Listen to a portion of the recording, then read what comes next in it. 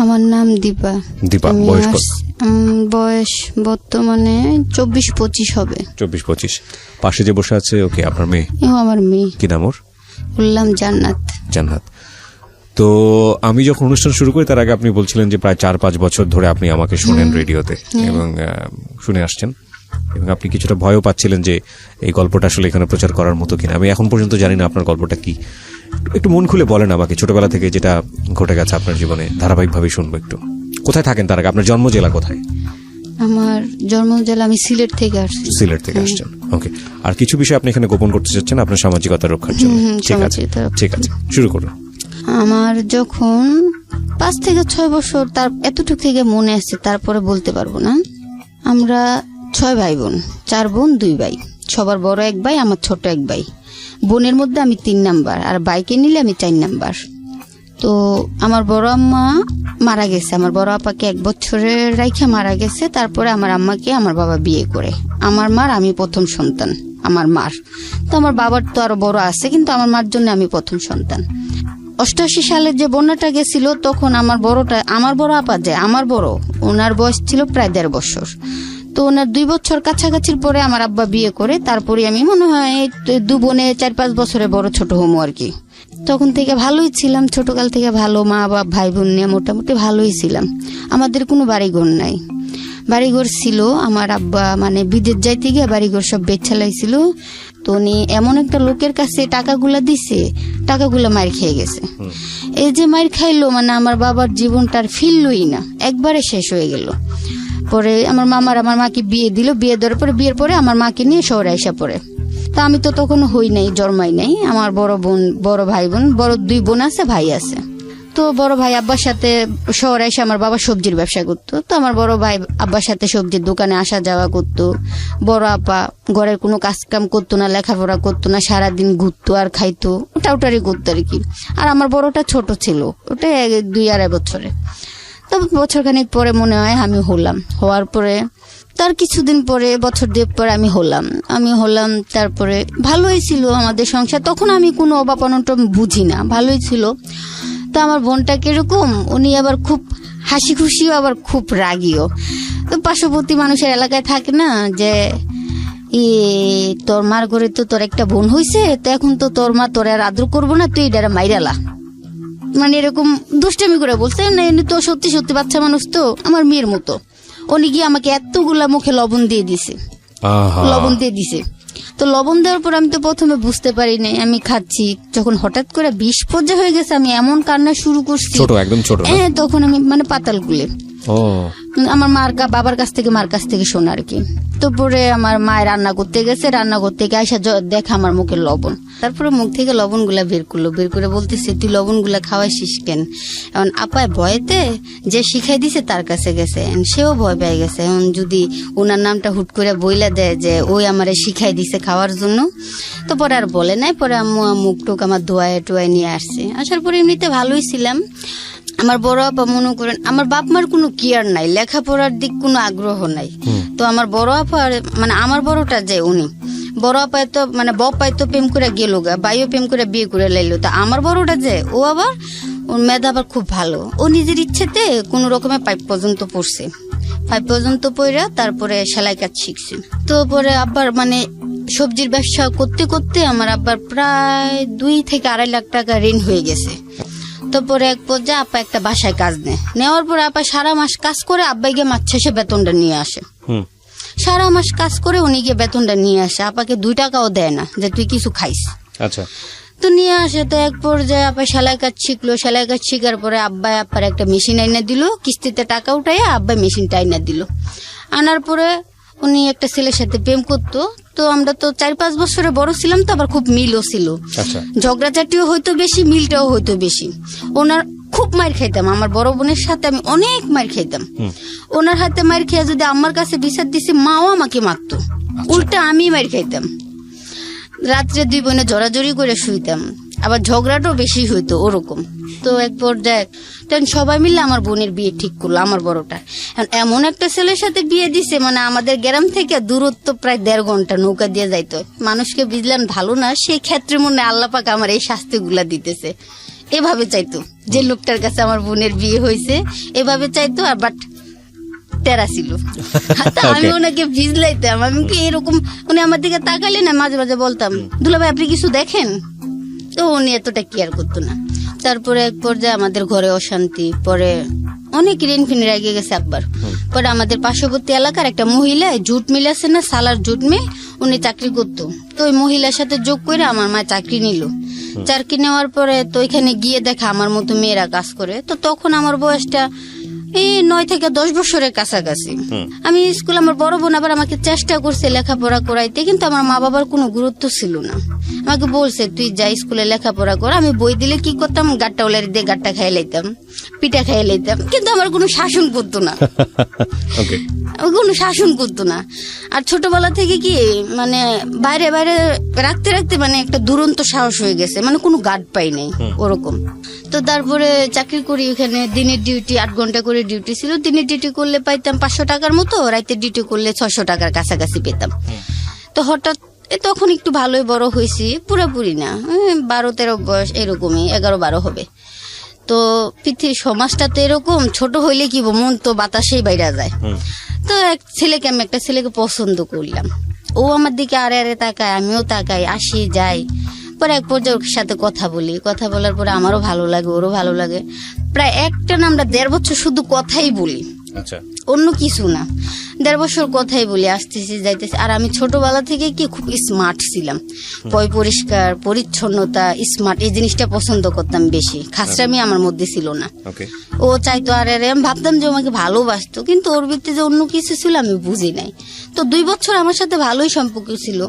আমি সপ্তাহে সপ্তাহে বেতন পাইয়া ওরে কিছু দিতাম, আমাদের ঘরে কিছু দিতাম, ওরে খরচ করার জন্য টাকা দিতাম, ওরে রূপার 2টা ব্রেসলেট বানাই দিলাম, ঈদে আমি পাঞ্জাবি দিয়ে জুতা, ও আমাকে কিছুই দেয় না। আচ্ছা, এক পর্যায়ে নোটিস করি ও আমাকে কিছুই দেয় না, খালি আমিই দিই।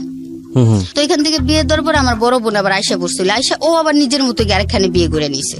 মানে আমার বড় যে 3টা, ওরা সবাই যার যার মতো করে গিয়ে বিয়ে করে নিছে। তো ওর সাথে যখন আমি প্রেম করি, তো তখন আমি বললাম যে সবাই তো যার যার মতো গিয়ে বিয়ে করলো, সবাই তো মা বাবারে কষ্ট দিল, আমি আমার মতো বিয়ে বমু না। যদি ওর কাছে আমার মা বাবা বিয়ে না দেয় আমি বমু না, না দিলে না দিল, বিয়ে বমু না। তো পরে এক সময় ওর সাথে 2 বছরের শেষে প্রায় আমাকে একদিন বলে ঘুরতে যাবা। আমি বলি কোথায়? কয় আসো নৌকা দিয়ে ঘুরে আসি। আমি কই কোথায়? কয় আসো না, আমাদের ওইদিকে একটা গ্রাম আছে। পরে আমি দুপুরের পরে খাওয়া দাওয়া করে নতুন একটা ড্রেস বানাইছি, পরে গেছি। তো যাওয়ার পরে যেখানে যাওয়ার ছিল ওখানে গেছি, যাইয়া ঘুরে টুরে ঠান্ডা মান্ডা খাই আবার নৌকা দিয়ে আসতেছি। আসার পরে সন্ধ্যার কাছাকাছি নৌকাটা মাঝামাঝি মানে নদীর মাঝখানে এসে বন্ধ করে দিছে। আমি তখন বুঝতে পারি নৌকা কি শুধু আপনি আর উনি ছিলেন? আমি, ও আর ওর একটা ফ্রেন্ড, ওর ফ্রেন্ডরা বসে আছিল উপরে, আমি আর ও ছিলাম মানে নৌকার ভিতরে, ওর ফ্রেন্ডরা উপরে বসে আছিল ছাদের উপরে, আর মাঝি, 4 জন আমরা। ও যে প্ল্যান করে আইছিল যে আমার তো আমাদের সাধারণত কোনো বাড়ি ঘর নেই, আমার বড় ভাই বারাদার কোনো মস্তান ইয়ে নেই, মানে আমাদের তো এরকম কোনো ইয়ে নাই। তো ভাবছে যে আমাকে কিছু করলে মনে হয় কিছু হইব না, বা আমার কে কি করব এরকম। তো ভাবছে যে আরে এগুলার নিয়ে প্রেম করবো কি করতে, এগুলার নিয়ে 2-4 দিন ফুর্তি করে সাইরা দিব, ও মনে হয় এরকমটাই ভাবছে। তো পরে এক পর্যায়ে যখন মাঝখানে এসে নৌকাটা বন্ধ করে দিল, পরে আমি বললাম এটা কি করলা? কয় না, নৌকার তো ইঞ্জিনটা নষ্ট হয়ে গেছে, তাই ঠিক করতে হইব। তখন সন্ধ্যা সন্ধ্যা ভাব, তখন এক পর্যায়ে সন্ধ্যা গড়াই গেল, আজান দিয়ে গেল, নৌকা ঠিক না। তখন হঠাৎ করে দেখি অন্য পাশ থেকে একটা নৌকা আসতেছে, দেখতেছি আমি নৌকা আসতেছে, তো কোথাও যাইতে পারে নদীর মধ্যে, নৌকা তো স্বাভাবিকই থাকতে পারে। এক পর্যায়ে খেয়াল করলাম যে পুরো নৌকাটা আমাদের দিকে আসতেছে। তো আমার এক পর্যায়ে আমার ভিতরে খুব ভয় করলো।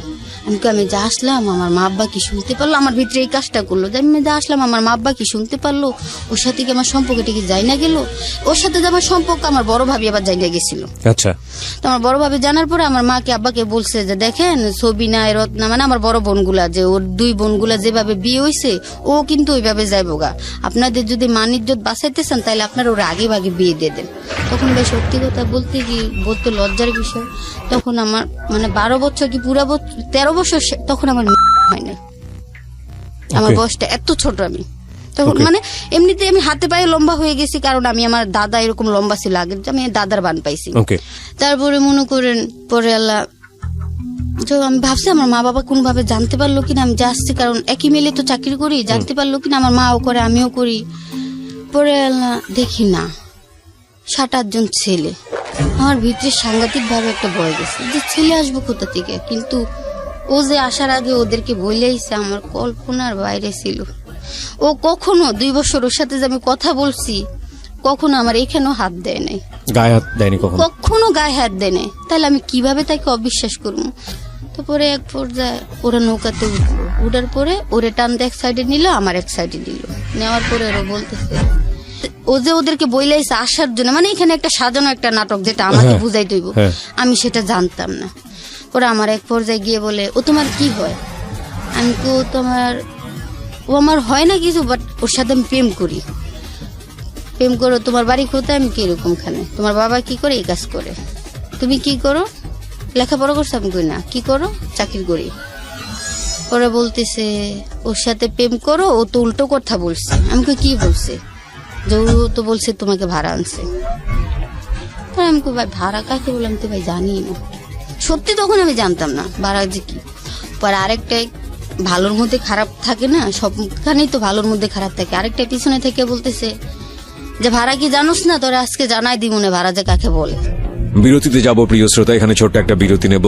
আজকে মানসিকভাবে বয়ঃপ্রাপ্ত আমি বলবো যারা, কেবলমাত্র তাদের জন্য আজকের এই সিক্রেটস অনুষ্ঠানটি।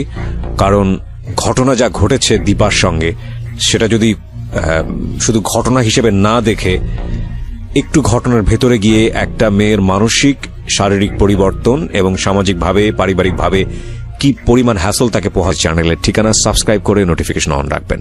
দীপা যেখানটায় ছিলাম, মানে ওর এই ভয়েসটা শোনার পর আমি এতটা ভয় পাইছি, মানে আমার কিছু বলার মতো না। পরে আল্লাহ ওরে একটা থাপ্পড় মারছে আমারে দেখাই, আমি যার সাথে প্রেম করতাম, ওর একটা থাপ্পড় মারছে, পরে ওনার নৌকাতে নামাই নিয়ে গেল।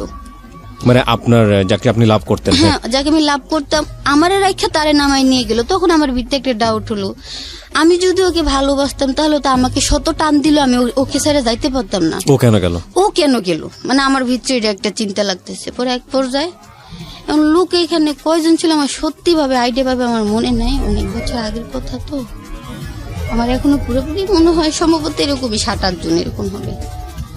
ওই দিন রাত্রে আমাকে বাড়িতে আসতে দেয় নাই, পরে 4-5 জন লোক আমাকে ধর্ষণ করে। এক পর্যায়ে মানে এমন কষ্ট হয় আমার, আমি এটা কারোর সাথে শেয়ার করতে পারি না, কারণ এটা আমার নিজের সম্মানের ব্যাপার। আমি এই কথাটা কারো কাছে বলতে পারি না, যখন মনে হয় আমার অনেক কষ্ট লাগে। তারপরে ওরা আমাকে সারা রাত্রে ধর্ষণ করে। তখন তো আমি বললাম না আপনারে, আমার ওই জিনিসটাই ছিল না, তখন আমার অনুভূতি কি তাও আমি জানি না। তখন এক পর্যায়ে আমার সাদা ড্রেস পরানো ছিল, আমার ড্রেসটা রক্তে লাল হয়ে গেল। পরে আমি আর সহ্য না করে পেরে আমি গেছিলাম যে আমি নৌকা থেকে নদীতে ঝাঁপ দিব। যে ইজ্জত জিনিসটা তো বুঝতাম, এতটা ছোট না যে ইজ্জতটা আমি বুঝতাম না, যে আমার যখন শুরুতেই যখন আমার জীবনটা শেষ হয়ে গেল, থাক আমার এই আমি মানে সহ্য করতে পারতেছি না ওদের অত্যাচার গুলো। পরে আমি এক পর্যায়ে নৌকার সাইডে গেছি, আমি ঝাঁপ দিব। কি নদী ছিল এটা? মেঘনা নদী। মেঘনা নদীতে এই ঘটনাটা ঘটেছে? হ্যাঁ, মেঘনা নদীতে। পরে মানে আপনাকে যখন রাতের বেলা রেখে কাজটা করছে, আশেপাশে কোনো নৌকা ছিল না, আপনি চিৎকার দেন নাই?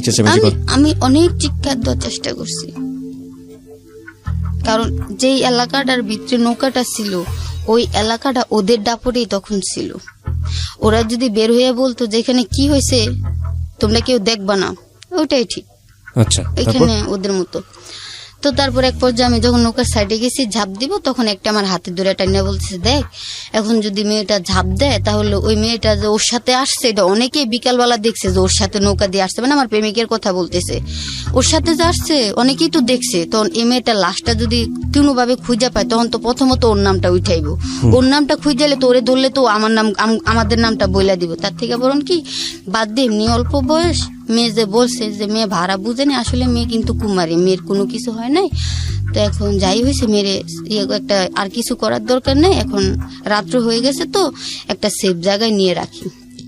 তো এক পর্যায়ে আমাকে একটা বাসায় নিয়ে রাখলো। নৌকা থেকে যখন নামাইলো ভাই, সবাই বলতেছে যে এই মুখের সাথে, মানে আমার প্রেমিকের নাম নিয়ে যে এই মুখের সাথে মুখে একটা মেয়ে ধরা ধরছে, অনেক কিছু বলতেছে। তো আমি আর মানে যারা আপনাকে এই কাজটা করেছে তারা এই তারাই ধরনের আবার এটা প্রচলিত করে দিছে। তো পরে আর আমি কিছু বলি, ওই যে আমার প্রেমিককে নিয়ে আসছে, আমাকে দেখায় একটা থাপ্পড় দিয়ে ওরাই এসবের এটা প্রচলিত করে দিছে আমি ওইখানে থাকতেই।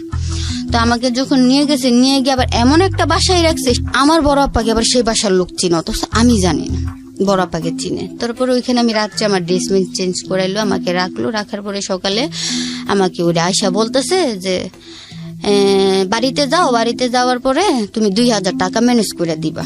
কেন দিবে?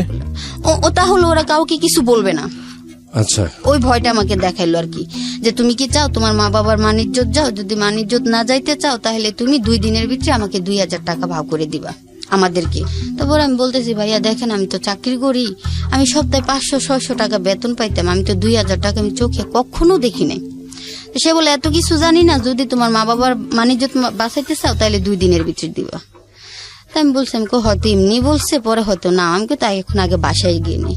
তাই আমি ওই রাত্রে আমাকে কিছু ওষুধ টষুধ আইনা দিল, আমি ওগুলো খাইয়া কিছুটা সুস্থ হলাম।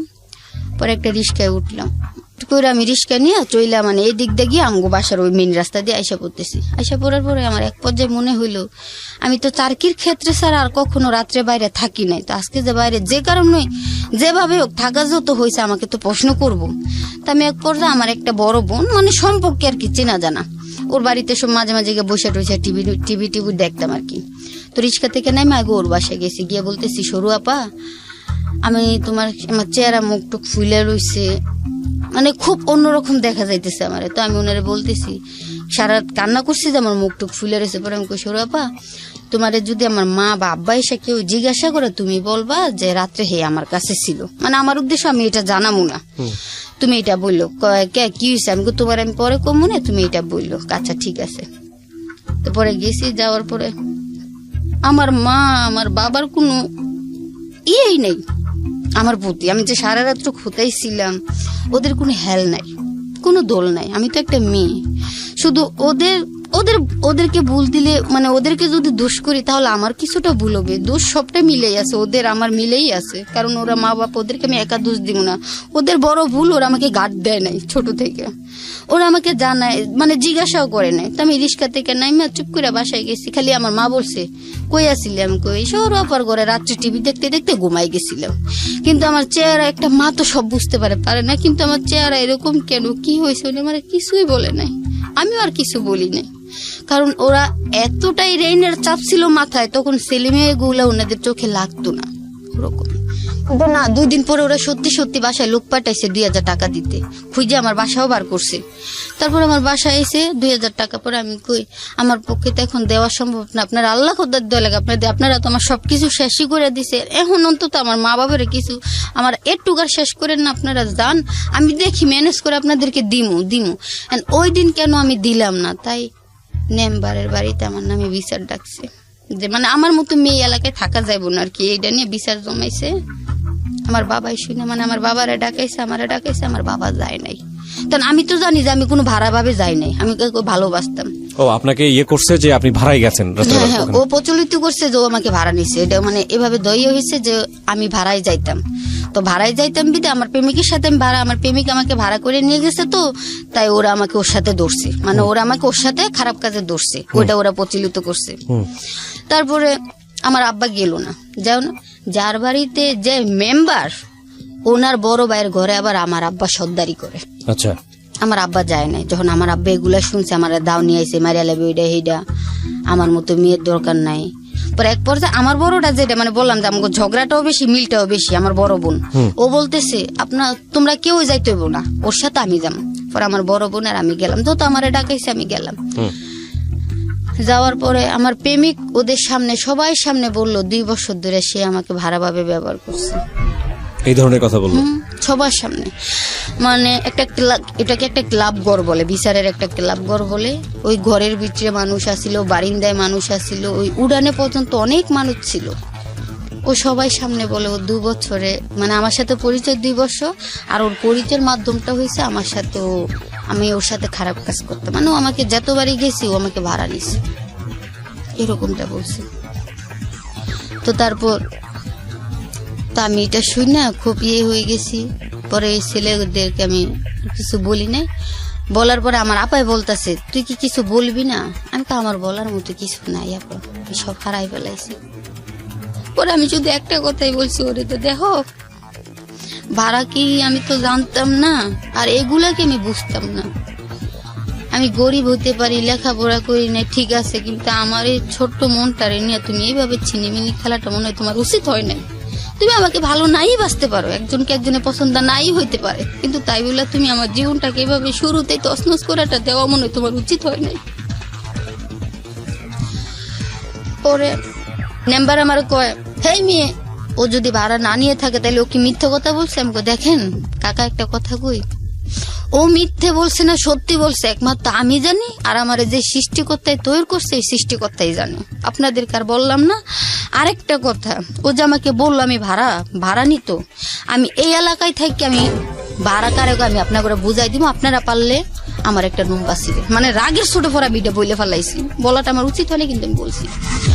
আমি এই এলাকায় থাকিয়া আমি বড় বড় নেতাদের সাথে আকাম কইরা আজকে যত আমি না কইরা আমার এই দোষের ভাগিটা হইলো, আমি এখন থেকে বড় বড় নেতাগুলোকে আমি আকাম করবো, আপনারা ফাললে আমার একটা নম্বা কই থেকে ছিলেন, আর ফাললে আমার বাপের একটা ফসল ক্ষতি করবেন। এটা আপনার লোক মানে আমি নেম্বারের করলাম যে এটা আপনার লোক আমার বাড়ি। আর ওই ফুলা ফান্ডিরও কইছি, আমাকে 2000 টাকা চাইছিস না, এই 2000 টাকা মনে করে 2000 টাকা আমি তোদের কাছ থেকে কিভাবে যে উসুল করবো তোরা নিজেও জানিস না, কারণ তোরা সেদিন কিছুই পাস নাই, দুইটা মানুষ খালি কথা বলছিলাম, অথচ তোরা এটারে সাজাইলে কি অনেক কিছু। কিন্তু তোরা তো পুরুষ মানুষ, আমি তো একটা মেয়ে মানুষ। তারপরে আমি খুব সাধারণ দরিদ্র একটা ঘরের মেয়ে, আমার জীবনটা এভাবে নষ্ট করাটা তোমাদের উচিত হয় না। তো ওদেরকে আমি কিছু বলি না। আমার প্রেমিকের লাস্টে সবাই যখন লাস্টে একটা পর্যায়ে ওকে আমি শার্টের কালারও দৌড়ে কইলাম কি যে আমি মানুষ দেখছি, তোর মতো এত খারাপ মানুষ আমার জীবনে আমি দেখিনি। তুই আমাকে ভালো নাই বাসতে পারিস, একজনকে ভালোবাসলে যে বিয়ে করতে হবে এটার কোনো মানে নাই। তুই আমার জীবনটা এভাবে নষ্ট না করতি, শুরুতে তুই আমার জীবনটা শেষ করে দিলি। তো যাক, আমি ইয়ার সুত একদিন হলো আমি নিব, আমি যদি বাচ্চা থাকি তাহলে ইয়ার সুত আমি তোর কাছ থেকে নিব, হয়তো তোর জীবন দিয়ে নয়তো তোর আটফাও দিয়ে। আর তুই আমার খাঙ্কি বানাই দিলি না, এমন একটা সময় আমার কথায় তোর জান বাঁচাই তুইব। হ্যাঁ আমি কই আয় আব্বা আমার ঘরে জায়গা দেয় না। আমি এক সপ্তাহ আমি না খাইয়াছিলাম, ভাত কি জিনিস আমি বলতে পারতাম না, মানে শুধু পানি খাইতাম আর ভাবতাম কি হইলো এটা, মানে একটা ফুল শুরুতেই জড়ে গেল, মানে এরকম চিন্তা ভাবনা। লেখাপড়া করি নাই তো কি হয়েছে, কত মেয়েরা লেখাপড়া করে নাই, স্বামী সংসার করতেছে না, লেখাপড়া করি নাই তো কি হয়েছে, সব ভাই বোনের তো দেখতে শুনতে আমি ভালো, লম্বা চূড়ায় ভালো, তাই বলে কেউ আমার জীবনটা আমার মানতে পারতেছি না। 3 মাস আমি বাড়ি থেকে বের হইতে পারি নাই। বেরুলে মানুষের মানে পুরো এলাকা এটা প্রচলিত হয়ে গেছে যে মুখের মেয়ে মুখের ছেলের সাথে দৌড়াত পড়ছে। আবার ওর বাপের বাড়ি কিন্তু আমাদের এলাকায় না, ওর বাবার বাড়ি কিন্তু কুমিল্লায়। আমার যে প্রেমিক, ওর বাবার বাড়ি কুমিল্লায়। ও মানে ওইখানে ওর নানা বাড়িতে থাকতো, ওইখানে ওর নানার বাড়ি। কুমিল্লা থেকে ওর বাবা মারা যাওয়ার পরে ওইখানে আইসা পড়ছে ওর মার সাথে, একটাই ছেলে ওর, ওই শুধু আর কেউ না। ওর মারও আমি পায়ে ধরছি যে দেখেন মা, আপনার যদি একটা মেয়ে থাকতো আপনি কি করতেন, আমি আপনার ছেলেকে ভালোবাসতাম, কিন্তু আমার জীবনটা এভাবে নষ্ট করে দেওয়া তো ঠিক হয় নাই। ওর মা আমাকে কি বলছে জানেন, কিছু দরকার নাই, আমি বিয়ে করামো তোমারে, তোমার বাবাকে বলবো আমার 5 লাখ টাকা নগদ দিতে, 2 ভরি স্বর্ণ দিতে। চিন্তা করলাম আমার বাবা 5 লাখ টাকা, আমার বাবাই তো কোনোদিন মনে হয় 2 লাখ টাকা একবারে দেখে না, 5 লাখ টাকা দিব কোথা থেকে। ঠিক আছে। তারপর আমি চিন্তা করলাম যে দেখেন আমাকে আপনার ছেলের বিয়ে করতে হইব না, কিন্তু একটা জিনিস জানিনা রাখেন, আপনিও যে আল্লাহ পাক সৃষ্টি করার নারী, আমিও সেই আল্লাহ পাকেরই সৃষ্টি করার নারী। আজকে যে কাজটা আপনি আমার সাথে আপনার ছেলে করলো, দেখেন তো এই খেসারতটা আপনার ছেলের কিভাবে দিতে হয়। মানুষের মুখের অভিশাপ বড় না, মনের অভিশাপটা বড়। আমার জীবনটা এভাবে হয়তো এর খেসারতটা আমার সারাটা জীবন দিতে হইব। আমি ওর মারে বলতেছি, ওর সাথেই তো আমার দুর্নামটা উঠছে, আর তো কিছু না, আপনি ওরে দিয়ে আমার বিয়েটা করাইলেন। আমি ওর মার পায়ে ধরছি, ওর মা রাজি হয় নাই, আমার বের করে দিয়েছে। আমি আইসা করছি, আমার বাড়ি থেকে বের করে দিয়েছে আমার বাবা, বেরিয়ে দিতাম তখন কিন্তু আমার বিয়ের সাথে। হ্যাঁ 3 মাস আমি বাড়ি থেকে বের হইতে পারলাম না, বললাম না 3 মাস বাড়ি থেকে বের হইতে পারি নাই। পরে 3 মাসের মধ্যে আমাদের এলাকার যে নেতা খেতা সবার কানে এটা প্রচলিত হয়ে গেছে আপনি ভাড়ায় যান? হ্যাঁ, বাড়াই যাই। আমাকে এমন ছেলেরা ধরছে, বাড়াই যাই, এটা প্রচলিত হয়ে গেছে। তারপরে এক পর্যায়ে এক নামে চিনতো, ওনার নামটা আমি নিতে চাই না, কারণ উনি এতটাই নিকৃষ্ট একটা লোক। উনি কখনো আমারে ভালোভাবে বাঁচতে দিতেন। আমি ওনার কাছে আমার জীবনটা ভিক্ষে চাইছি, উনি দেয় নাই।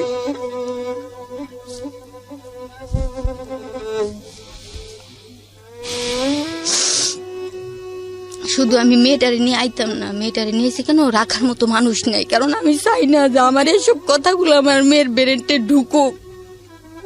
সব আমি ওর সামনে কান্দি না, যখন মনে হয় আমি খুব আড়ালে গিয়ে কান্না করি, ওকে দেখাই আমি কান্না করতে পারি না। পুরো এলাকা মানে ওই গ্রামটাই পুরাটা জেনে গেছে। এলাকা তো পশ্চিমপাড়া, দত্তপাড়া, পূর্বপাড়া, পুরা গ্রামটাই জেনে গেছে। জেনে যাওয়ার পরে 3 মাস আমি বাড়িতে বেরোতে পারি না। মানুষে বেরোলো, যদিও বাড়ির ভিতর তো থাকা একটা অসম্ভব। আমি ছিলাম একটা উড়ন্ত পাখি। বাজারে যাইতাম বাবার সাথে, বোনের সাথে নদীতে যাইতাম, বাবার সাথে মাছ ধরতাম, বান্ধবীদের সাথে ঘুরতাম। বৃষ্টি এলে আমার ঘরের ভিতরে কেউ বাইন্দা রাখতে পারতো না। আমি ছাদে গিয়ে, রাস্তায় গিয়ে নাচতাম আর গোসল করতাম। আমি ছোটবেলা থেকেই নাচতে পারতাম। আমি 3 মাস বাড়ির ভিতরে থাকতে পারতেছি না।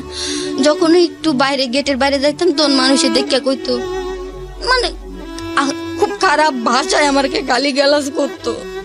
আমি সহ্য করতে পারতাম না। মশার কয়েল খাইছি, বিষ তো পাই নাই, আমার বিষ কেউ দিব না।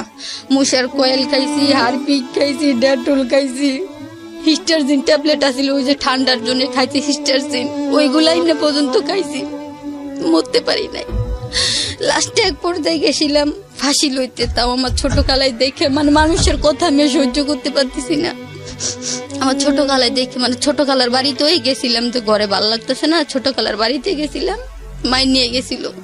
মা আমাকে একটু দেখতো, কিন্তু আমার বাবা আমাকে একবারেই সহ্য করতে পারতো না। আমি খাইলাম না, না খাইলাম, আমার কোনোদিন সে জিগাইছো না এই ঘটনার পর থেকে। আগে তো জিগাইতো না, ওর এনফেনের চিন্তা ছিল। আর এই ঘটনার পর থেকে মানে আমি যে ওনার মেয়ে, মানে যুদ্ধ ডুবাই লাইছি, তাই উনি কেয়ারই করতো না যে আমি ওনার মেয়ে। আর কথায় কথায় উনি আমাকে অনেক কিছু এমনও বলতো, কর মানে তোর খারাপ করার ইচ্ছা থাকলে তুই আমার এনতে বাড়িয়া গিয়ে কর। আপনার বাবা বলতো? আমার বাবা বলতো, তোর যদি কিরিক করার ইচ্ছা থাকে তুই আমার এনতে গিয়ে বেরিয়ে কর। তারপরে আমার খালাই দেখেলার পর আমার খালাই কয়, তোর কি মরার জায়গার কোনো পাইছিলি না? মানে মরতে গেল আমার জ্বালা, করতে কি মরণের জায়গার পাইছিলি না? শেষমেশ বাপ মারে মারে কয় না, আমার মারতে তুই তো মরবি লগ আঙ্গুরও ফাঁসাবি। কেন না মরা কোনো দেশে, ফারাক দেশে গিয়ে মরিয়া যাক গেম, যাতে মানুষে কয় যে এটা কোনো বেওয়ারিশ রাস। মানে আমার জীবনটা তখন থেকে বেওয়ারিশ হয়ে গেছে গা। ছোট একটা বিরতিতে যাব প্রিয় শ্রোতা। তার আগে আপনাদেরকে আরো একবার বলছি, আপনারা শুনছেন সিক্রেটস ঢাকা FM 90.4-এ, এবং দীপা রয়েছে আজকে তার জীবনের ভয়াবহতম সত্যগুলো নিয়ে, যেটাকে অপরাধ বলবো কি বলবো না আমি ঠিক জানি না। সামনের দিকে যখন যাব তখন হয়তো আপনারা ইভালুয়েট করতে পারবেন। তবে এটা ঠিক, সিক্রেটস মানেই যে অপরাধ হতে হবে বিষয়টা কিন্তু এরকম না। যেটা আমার আগের অনুষ্ঠান, আগের রেডিওতে হয়তো আপনারা জানতেন যে ওই অনুষ্ঠানটিতে আমরা শুধুমাত্র অপরাধীদেরকে কনফেস করতে আনতাম, কিন্তু এই অনুষ্ঠানটিতে সিক্রেটস, অপরাধ এবং অন্যান্য যে সিক্রেটস গুলো আছে, যেগুলো কখনো কখনো একজন মানুষকে অপরাধী করে না, কিন্তু আপনার কাছে আবার ফিরছি। তারপর কি হলো? পরে আমি আইসা পড়লাম খালার বাড়িতে, আইসা বসে হয়েছি। তার মাধ্যমে আমাদের এলাকার যে বড় ভাই, উনি তখন সবার উপরে ওনার কথায় সবকিছু চলে।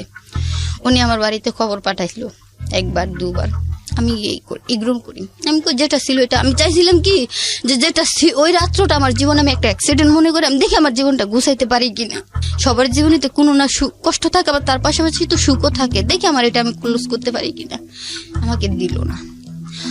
আমার বাড়িতে খবর পাঠায়, যেমন ওর সামসাগুলারে দিয়া লোক পাঠায়, ফোন পাঠায় বলে, এই তুই আমার কাছে কি আসবি, তোর আমি এত টাকা দিব, তোর আমি। দেখেন যেটা ছিল সেটা আমার জীবনে একটা অ্যাক্সিডেন্ট, এখন আমার জীবনটা বাঁচতে দেন। কয় তাইলে এই এলাকাতে তোর বাপ মারে তোর বাইরে বার করতে হইব। তাও আমি ইগনোর করতাম, কই তোর ওর কথা কে শুনে এড়াই যায়। তখন আমাদের এলাকার ভিতরে কে নেতা কে কি আমি জানতাম না। 12-13 বছর বয়স। হ্যাঁ, তখন আমার 12-13 বছর বয়স।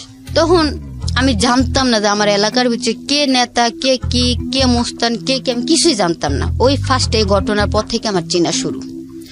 তারপরে আমি ইগনোর করলাম। আমার 7টা বিয়ে ঠিক করছে আমার বাবা, যে কোনো লোকের সাথে ওকে আমার দৌড়ে বিয়ে দিয়ে দিব। তা আমি ওটা মেনে নিছি, যে আমার ভাগ্য মনে এটাই ছিল। দেখ, আমার মা বাবার দোষ দিয়ে লাভ নাই। আমার বিয়েগুলো বাড়ির গেট পর্যন্ত আসতেই দেয় না, রাস্তা থেকে ভেঙে যায়।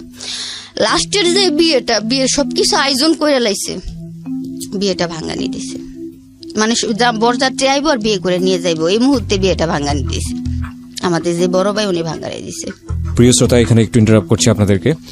উনি যে গল্পটা আজকে এখানে বলছেন, আমরা আমাদের অনুষ্ঠানের কিছু এথিক্স অনুযায়ী, যেহেতু অনুষ্ঠানটি সরেজমিন ইনভেস্টিগেটেড নয়, এটা একটা মানুষের জীবন গল্প, এবং আমরা চাইলেই ওনার মুখ থেকে কোন এলাকায় ঘটনা ঘটেছে, এই এলাকার ইন ডিটেল পরিচয় এখানে তুলে ধরতে পারতাম, কিন্তু সেটা তাতে করে ওনার সামাজিকতা আরো সমস্যায় পড়তো এবং ওই এলাকার সমস্যা হতো।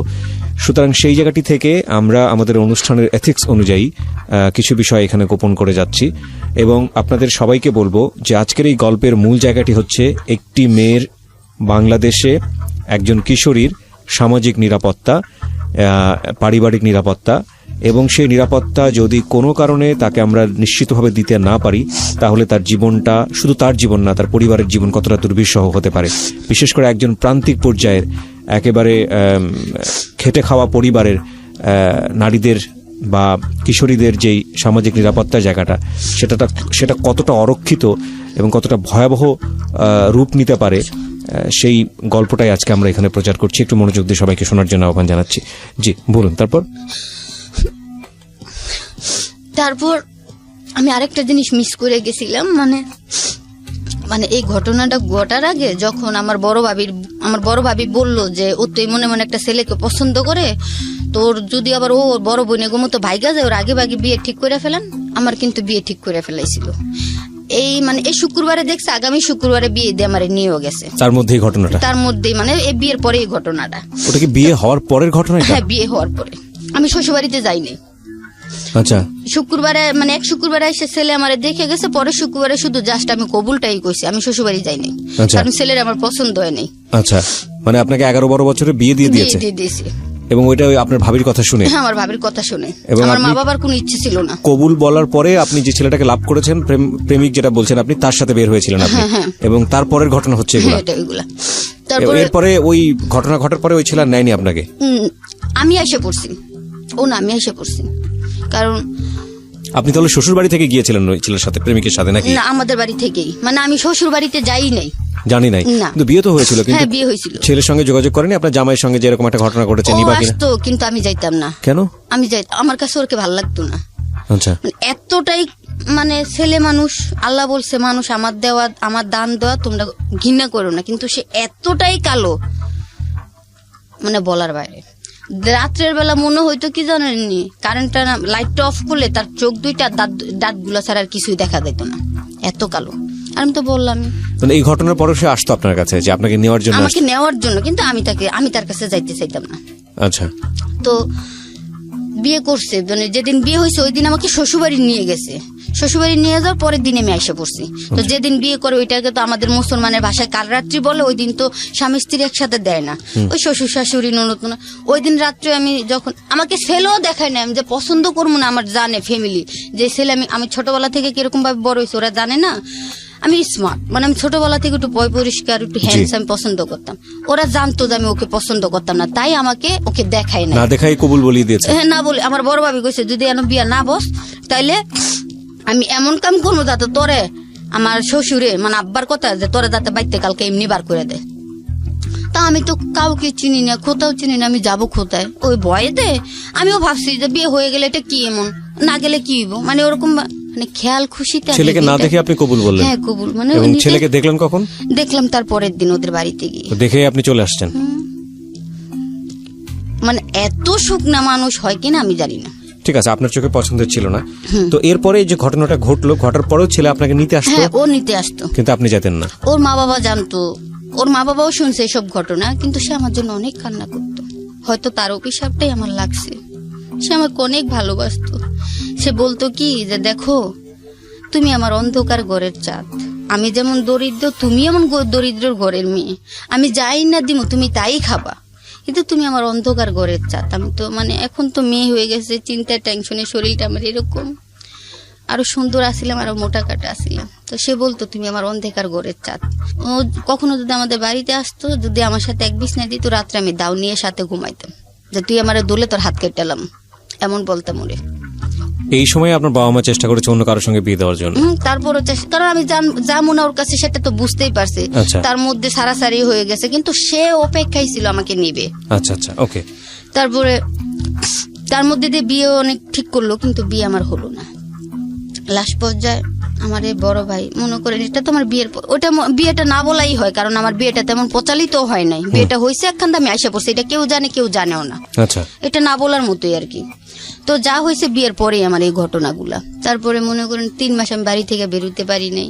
তো আমার বাবা বলছে যে আমি যদি একটা কানা ল্যাংরাও পাই আমি বিয়ে দে এটা রেনতে বাইতে বিদায় করবো, আমি ওর জন্য আমার সমস্যাটা সেটার জন্য আপনি রাজি ছিলেন? আমি এটা মাইনা নিয়েছি। আমি যত জীবনে এতটা হেনস্থা যখন আমি আমার বাবাকে সমাজের মুখে করতে পারছি, আর কিছু করতে চাই না, আমার বাবা যেটা বলবে সেটাই আমি মাইনা নিব।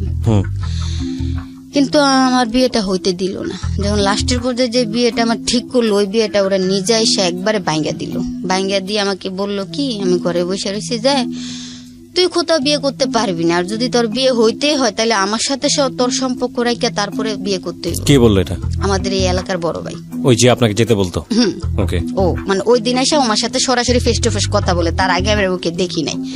তুই কোথাও বিয়ে করতে পারবি না। আমি বললাম না আমি খুব স্মার্ট, খুব সুন্দর আছিলাম, আর আমি সবসময় চুলগুলা লাল করে রাখতাম, আমার কাছে ভালো লাগতো। মানে গরিবের মেয়ে হইলো, আমার চলাফেরা কথাবার্তা কেউ বুঝতো না যে আমি গরিবের মেয়ে। আচ্ছা। তো পরে এক পর্যায়ে আমি যখন রাজি হইলাম না, উনি বাড়িতে আসার বলার পরও একদিন রাতে 10টা বাজে আমার বাবার নিয়ে আটকায় রাখার পরে মানুষ এতটাই আজব। পৃথিবীর বুকে 2টা জিনিসের লোভ থাকে পুরুষ মানুষের, এক হইছে নারী, আরেক হইছে টাকা। ট্রু। আমার এই দেহের জন্য সে আমার বাবাকে নিয়ে আটকায় রাখছে এক দোকান ঘরে।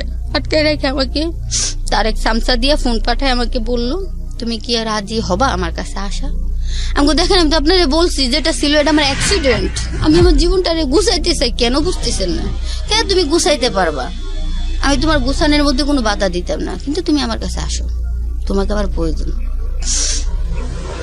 আমি বলছি না আমি যাবো না। পরে কইতেছে তুমি যাবা না? আমি কই না। কয় তাহলে একটা কাজ করে। আমি কি? কয় বাজারের যে বেকারির পিছনে বেকারির পিছনে যে আছে। আমি কই হ্যাঁ বেকারির পিছনে কি? কয় বেকারির পিছনে যে ফ্লেক্সিলোডের দোকানটা, এই দোকানের পিছনের দিক দিয়ে একটু আইসা তুমি দেখা দাও। আমি কই কি? কয় তুমি আইসা দেখেই যাও। ওর ফোনটা কাইটা দিছে। তো ওই ছেলেটার নাম ও এখন নাই, আল্লাপাক ওরে, ও মারা গেছে, ক্রস ফায়ারে মারা গেছে, সন্ত্রাস। তো সে বলতেছে বড় ভাই না না মানে চামচাটা, যে যারা ফোন দিয়ে পাঠাইছিল ওই চামচাটা, বলতেছে দেখো তোমার একটা কথা কই, ও খুব রাগী, তুমি এমুকের নাম শুনছো? মানে বড় ভাইয়ের নামটা। নাম তো আমি এমনিতে মানুষের লোক মুখে শুনছি, কোনো তো আমি দেখি নাই। উনি সেই লোক। সে দিনের বেলা যে মেয়ে কোনার পছন্দ হইতো, দিনের বেলা হইলো মেয়ের ঘর থেকে নিয়ে এসে পড়তো। মেয়ে গো স্বামী বাইরে থাকতো, ওই ঘরে গিয়ে মেয়েদের সাথে ঘুমাইতো, কেউ কিছু বলতে পারতো না। ওনার এতটাই ডাপত ছিল। তো পরে আমি গেলাম, গিয়ে দেখি আমার বাবাই তো মানে আমার বাবা কিভাবে বসায় রাখছে, মানে কোনো দিয়ে বাইন্দা টাইন্দা রাখে নাই, সাধারণত ভাবে বসায় রাখে চাটা খাওয়াইতেছে। এখন মানে আমাকে দেখাইতেছেন তুমি যদি মানা করো তাইলে আমরা যে কোনো স্টেপ নিব, ওই জন্য আমাকে ডাক্তার নিয়ে। মানে তোমার বাপরে এখানে রাখছি, মানা করলে তারপর স্টেপ নিব, রাখ পর্যন্ত না। হ্যাঁ ওইটাই আর কি। ওকে। তারপরে যখন আমি দেখলাম, দেখি আমার বাবা খুব ভালোভাবে বসে রয়েছে, ওরা কিছু করতেছে না, আমার বাবারে চাটা খাওয়াইতেছে। আর আমাকে ফোন তো হাতে দিয়ে গেছে একটা আমার সাথে কথা বলার জন্য। এখন বড় ভাই ফোন দিয়ে বলতেছেন তুমি কি বলবা, তোমার কি বলার আছে, তুমি কি আমার সাথে যাবা না আমি কোন স্টেপ নিব? তা আমি তো ছোটকাল থেকে মানে শুনতেছি, যখন তো চোখে তো দেখি না, কিন্তু মানুষের কাছ থেকে তো ওদের নামে অনেক কিছুই শুনলাম। পরে আমি চিন্তা করলাম যে আমার তো এমনিতে লাইফ শেষ, আমার ছোট ছোট 2টা ভাই বোন আছে, আমার মা আছে, এখন আমার জন্য আমার বাবার জীবন নিয়ে টান দিব, তখন আমার মা কোথায় যাইব? যা আমার জীবন গেছে আমার জীবনে যাক, আমার বাবার এই বৃদ্ধ বয়সে কিছু হওয়ার দরকার নাই। তারপরে এক পর্যায়ে আমি বলছি হ্যাঁ আমি আপনার সত্ত্বে আমি রাজি হতে পারি, আমার বাবা এবং আমার ফ্যামিলি কোনো দিন বা কোনো ক্ষেত্রে যাতে আমার ফ্যামিলির বা আমার বাবাকে কেউই যাতে কোনোভাবে হেনস্থা বা কোনো অপমান যাতে না করতে পারে, যদি আপনি ওই গ্যারান্টি দিতে পারেন তাহলে আমি আপনার সাথে মিলতে পারি, আপনি যতদিন বলবেন। ঠিক আছে আচ্ছা তাইলে আমি সেই গ্যারান্টি তোমাকে দিব। পরে আমি গেলাম, যাওয়ার পরে আমি মানে যাওয়ার কথা বলছি, ও আমার বাবার ছেড়ে দিছে সাথে সাথে। সাথে সাথে ছেড়ে দিছে। তখন এখন তো বাধ্যতামূলক আমার যাইতেই হবে, কারণ তারা খারাপ লোক এবং তার এক পাশে আমার চাবাডিও দেখাইছে। আমি নিজের চোখে চাবাডি, ওই দিন ফার্স্ট আমার বয়সে আমি চাবাডি দেখাইছি। তো পরে আল্লাহ আমি বলার পরে আমার ছেড়ে দিল। ছেড়ে দেওয়ার পরে আব্বা আজও জানে না যে ওই দিন ওরা কেন ওইখানে আব্বাকে নিয়ে গেল ওই অফিস রুমে, আর কেনই বা চা খাওয়াইলো আব্বা আজও জানে না। আব্বা জানে যে আমাকে নিয়ে গেছে, আবার একটু পরে আমি আইসা বাড়িতেও দিয়ে গেছে। আচ্ছা, আব্বা জানে না যে আমার জন্য। তারপর আমি এটা বলার পরে আমি তো বললাম আমার ফ্যামিলি থেকে কোনো ঘাট নাই, তেমন কোনো ঘাট দিত না। তারপর আব্বা এটা বলার পরে আমি ওনার সাথে চলে গেলাম। যাওয়ার পরে ওনার আরো 2টা বন্ধু, আমরা সারা রাত্র নৌকা দিয়ে ঘুরছি। ওই আমার জীবনে ফার্স্ট মনে করেন ইচ্ছাকৃত ভাবে কিছু করা। এটা ইচ্ছাকৃত বলে না, এটা অনিচ্ছাকৃত, আপনাকে এক ধরনের বাধ্য করেছে বলবো আমি। এখন আমি এটা কি বলবো, এটাকে আমি ব্ল্যাকমেইল বলবো না আমি নিজে ইচ্ছাকৃত ভাবে বলবো, এটা আমি বুঝতে পারি। ব্ল্যাকমেইল এবং খুব লম্বা সময় ধরে ব্ল্যাকমেইল। তারপরে মনে করেন 3 মাস ধরে আমাকে ব্ল্যাকমেইলটা করা। তারপরে এই নৌকাতে নিয়ে মানে ফোনের মাধ্যমে, রাইট, ফোনে আপনাকে যেভাবে ব্ল্যাকমেইল করে 3 মাস ধরে এটা আপনাকে ট্র্যাপে ফেলে তারপরে রাজি করিয়েছে। তারপর আমাকে রাজি করানো হয়েছে ওইটা। তারপর ওই ফার্স্ট আমি ওই দিন এই ফেন্সি ডিল কাকে বলে আমি চোখে দেখলাম। আচ্ছা, বেয়ার কাকে বলে আমি চোখে দেখলাম। ওই দিন আমাকে ফার্স্ট ফেন্সি ডিল খাওয়াইলো, বেয়ার খাওয়াইলো। খাওয়ানোর পর আমি কিছুটা বেঠাল হয়ে গেছি। তারপর আবার কিছুক্ষণ পরে হুশ এলো। এরকম করে ওই রাত্রে আমি ছিলাম ওইখানে, ওদের সাথে ছিলাম। তারপরে সকালবেলা আর সকাল কিরকম মানে আমি যাই করতাম খুব স্ট্রং থাকতাম। আমি কাউকে বুঝতে দিতাম না যে আমি এই কাজটা করে আইছি। এখনো আমি অন্ধকার হইলে কোথাও থেকে আসতাম না। যখন ভোরের আলো ফুটতো, সবাই যাতায়াত করতো, ওই 8টা 9টা, যেখানে আমার অনেকে 6টা বাজাইতো ওইখানে আমি 9টা বাজাইতাম কোথাও ওয়েট কইরা। কারণ আমি কাউকে বুঝতে দিতাম না যে আমি এত ভোরবেলা কোথা থেকে আইছি। আমি কোথাও না কোথাও বসেই থাকতাম। তারপরে এক পর্যায়ে আমি বাড়িতে গেছি। যাওয়ার পরে আমার মন মানসিকতা সব চেঞ্জ। পরে বাড়িতে গেছি, যার পরে আমার আম্মা কই আসিলি? আমি কই আর থাকবো, আমারে মেয়ে মনে করো দা আর তোমরা ছেলে মনে করো তা, আমার এখন যেখানে রাই সেখানেই কাই, আমার এখন এরকম। পরে আমার মা আর কিছু বলে নাই, আমারে কিছু বলে নাই, আব্বা কিছু বলে নাই। তারপর থেকে ওনার খুব একটা কাছের লোক হয়ে গেছে। আমি এতটাই কাছের লোক হয়েছি। এই বড় ভাই? হ্যাঁ, ওই বড় ভাইয়ের আমার কাছে চাবাডি, পিস্তল, এতটুকু এত ছুরি আমার কাছে এনে দিত এবং আমি চোখে দেখতাম। মানে উনি আমাদের এলাকার একবারে সবার বড়, উনি যা বলতো তাই। উনি এমনকি পুলিশ আইলে ওনার কাছে খবর আইতো, আমরা সেভ করতাম। আমার মারা অনেক সময়, আমার মারা তো আর আমার বিষয়টা জানতো না, ওনার সাথে আমার সম্পর্ক ছিল জানতো না। তো কোনো ক্ষেত্রে আমাদের বাড়ির ভিতরে ঢুকলে তো ওনাকে সাহায্য করতে হইতো। আর যদি ওনাকে ইচ্ছাকৃত ভাবে ধরায় দেয় তাইলে মনে করেন তার পরের দিন অবস্থা খারাপ হয়ে যাবে। তারপরে পিস্তল, চাবাডি এগুলো আমার কাছে দিত। আমি কি করতাম, মাটির ঘর ছিল তো, মাটির নিচে এতটুকু জায়গা, এতটুকু উঁচা করে খোদল করে আমাকে দিত, আমি রাখতাম। আপনাদের বাড়িতে রাখতেন? হ্যাঁ, আমি রাখতাম সেবে। ওই মাটির তলে খোদল করে তার নিচে প্লাস্টিকের কাগজগুলা বিছাইয়া তারপরে মাটির নিচে একটা একটা করে রাখতাম। তারপরে আবার এখানে ওই যে কাঠের টুকরো আছে না, কাঠের টুকরো দিয়ে মানে দরজার মতো মুখ বানাই দিয়ে তার উপরে আবার মাটি দিয়ে সুন্দর করে লেপ দিয়ে রাখতাম। এটা কি আপনার বাড়ির কেউ জানতো নাকি? কেউই জানতো না, শুধু আমি একা। যেখানে আমরা ছিলাম দীপা, তারপর ও দিত, আমি আনতাম, কিন্তু আমি যে খুঁতায় রাখতাম তারা ওটা কেউই জানতো না, ওরাও জানতো না আমি যে খুঁতায় রাখতাম। আমাকে দিত, আমি এনে রাখতাম, আবার আমাকে বলতো, আমি দিয়ে দিতাম। আমি এগুলো রাখতে চাইতাম না, মানে আমি ইচ্ছাকৃত ভাবে চাইতাম না, বাট এটা আমার জোরের ক্ষেত্রে আমাকে রাখতে হইতো আর কি। তো এক পর্যায়ে আমার উনি টাকা দিত, অনেক টাকা দিত, মাঝে মাঝে ড্রেস কিনা দিত, আমাকে টাকা দিত, তোমার কি লাগবে তুমি কিনো। আমাকে এক পর্যায়ে একটা ফোন দিল, ফোনে কথা বলতাম। আচ্ছা, তারপরে একদিন মনে করেন কোনোভাবে ওর বউ জানা গেছে যে আমার সাথে ওর সম্পর্ক। ওর বউ জেনেছে? ওর বউ। তো আমাদের বাড়িতে তো মনে করেন মোটামুটি ভালোভাবে আমার একটু খুব ইয়ে হয়ে গেছে, আমাকে কেউ কিছু বলতে পারে না, টাকা টাকাও আমি ঘরে দেই। আমি আব্বার একটা কথা বলছি যে আপনি যখন আমাকে ছোটবেলা থেকে কোনো কেয়ার করেন নাই, আর এখন আমি আশা করি আপনারা আমাকে কেয়ার করবেন না, আমার জীবনটাকে আমার মতো কাটাইতে দেন। আমার বাবার এটা বল। তো আমি ঘরে টাকা পয়সা দিতাম, মার জন্য ওইটা আনতাম, বোনের জন্য ওইটা আনতাম, আমার জন্য। মানে আমি এখন পুরাই একটা মানে পুরোপুরি আমি খারাপ হয়ে গেছি। খারাপ হয়ে গেছি বলতে আপনি একটা ড্যাম কেয়ার লাইফ যেটাকে বলে, কাউকে কেয়ার করেন না, ইচ্ছা মতো চলেন। ইচ্ছা মতো আমি চলি, কাউকে কোনো কেয়ার করতাম না।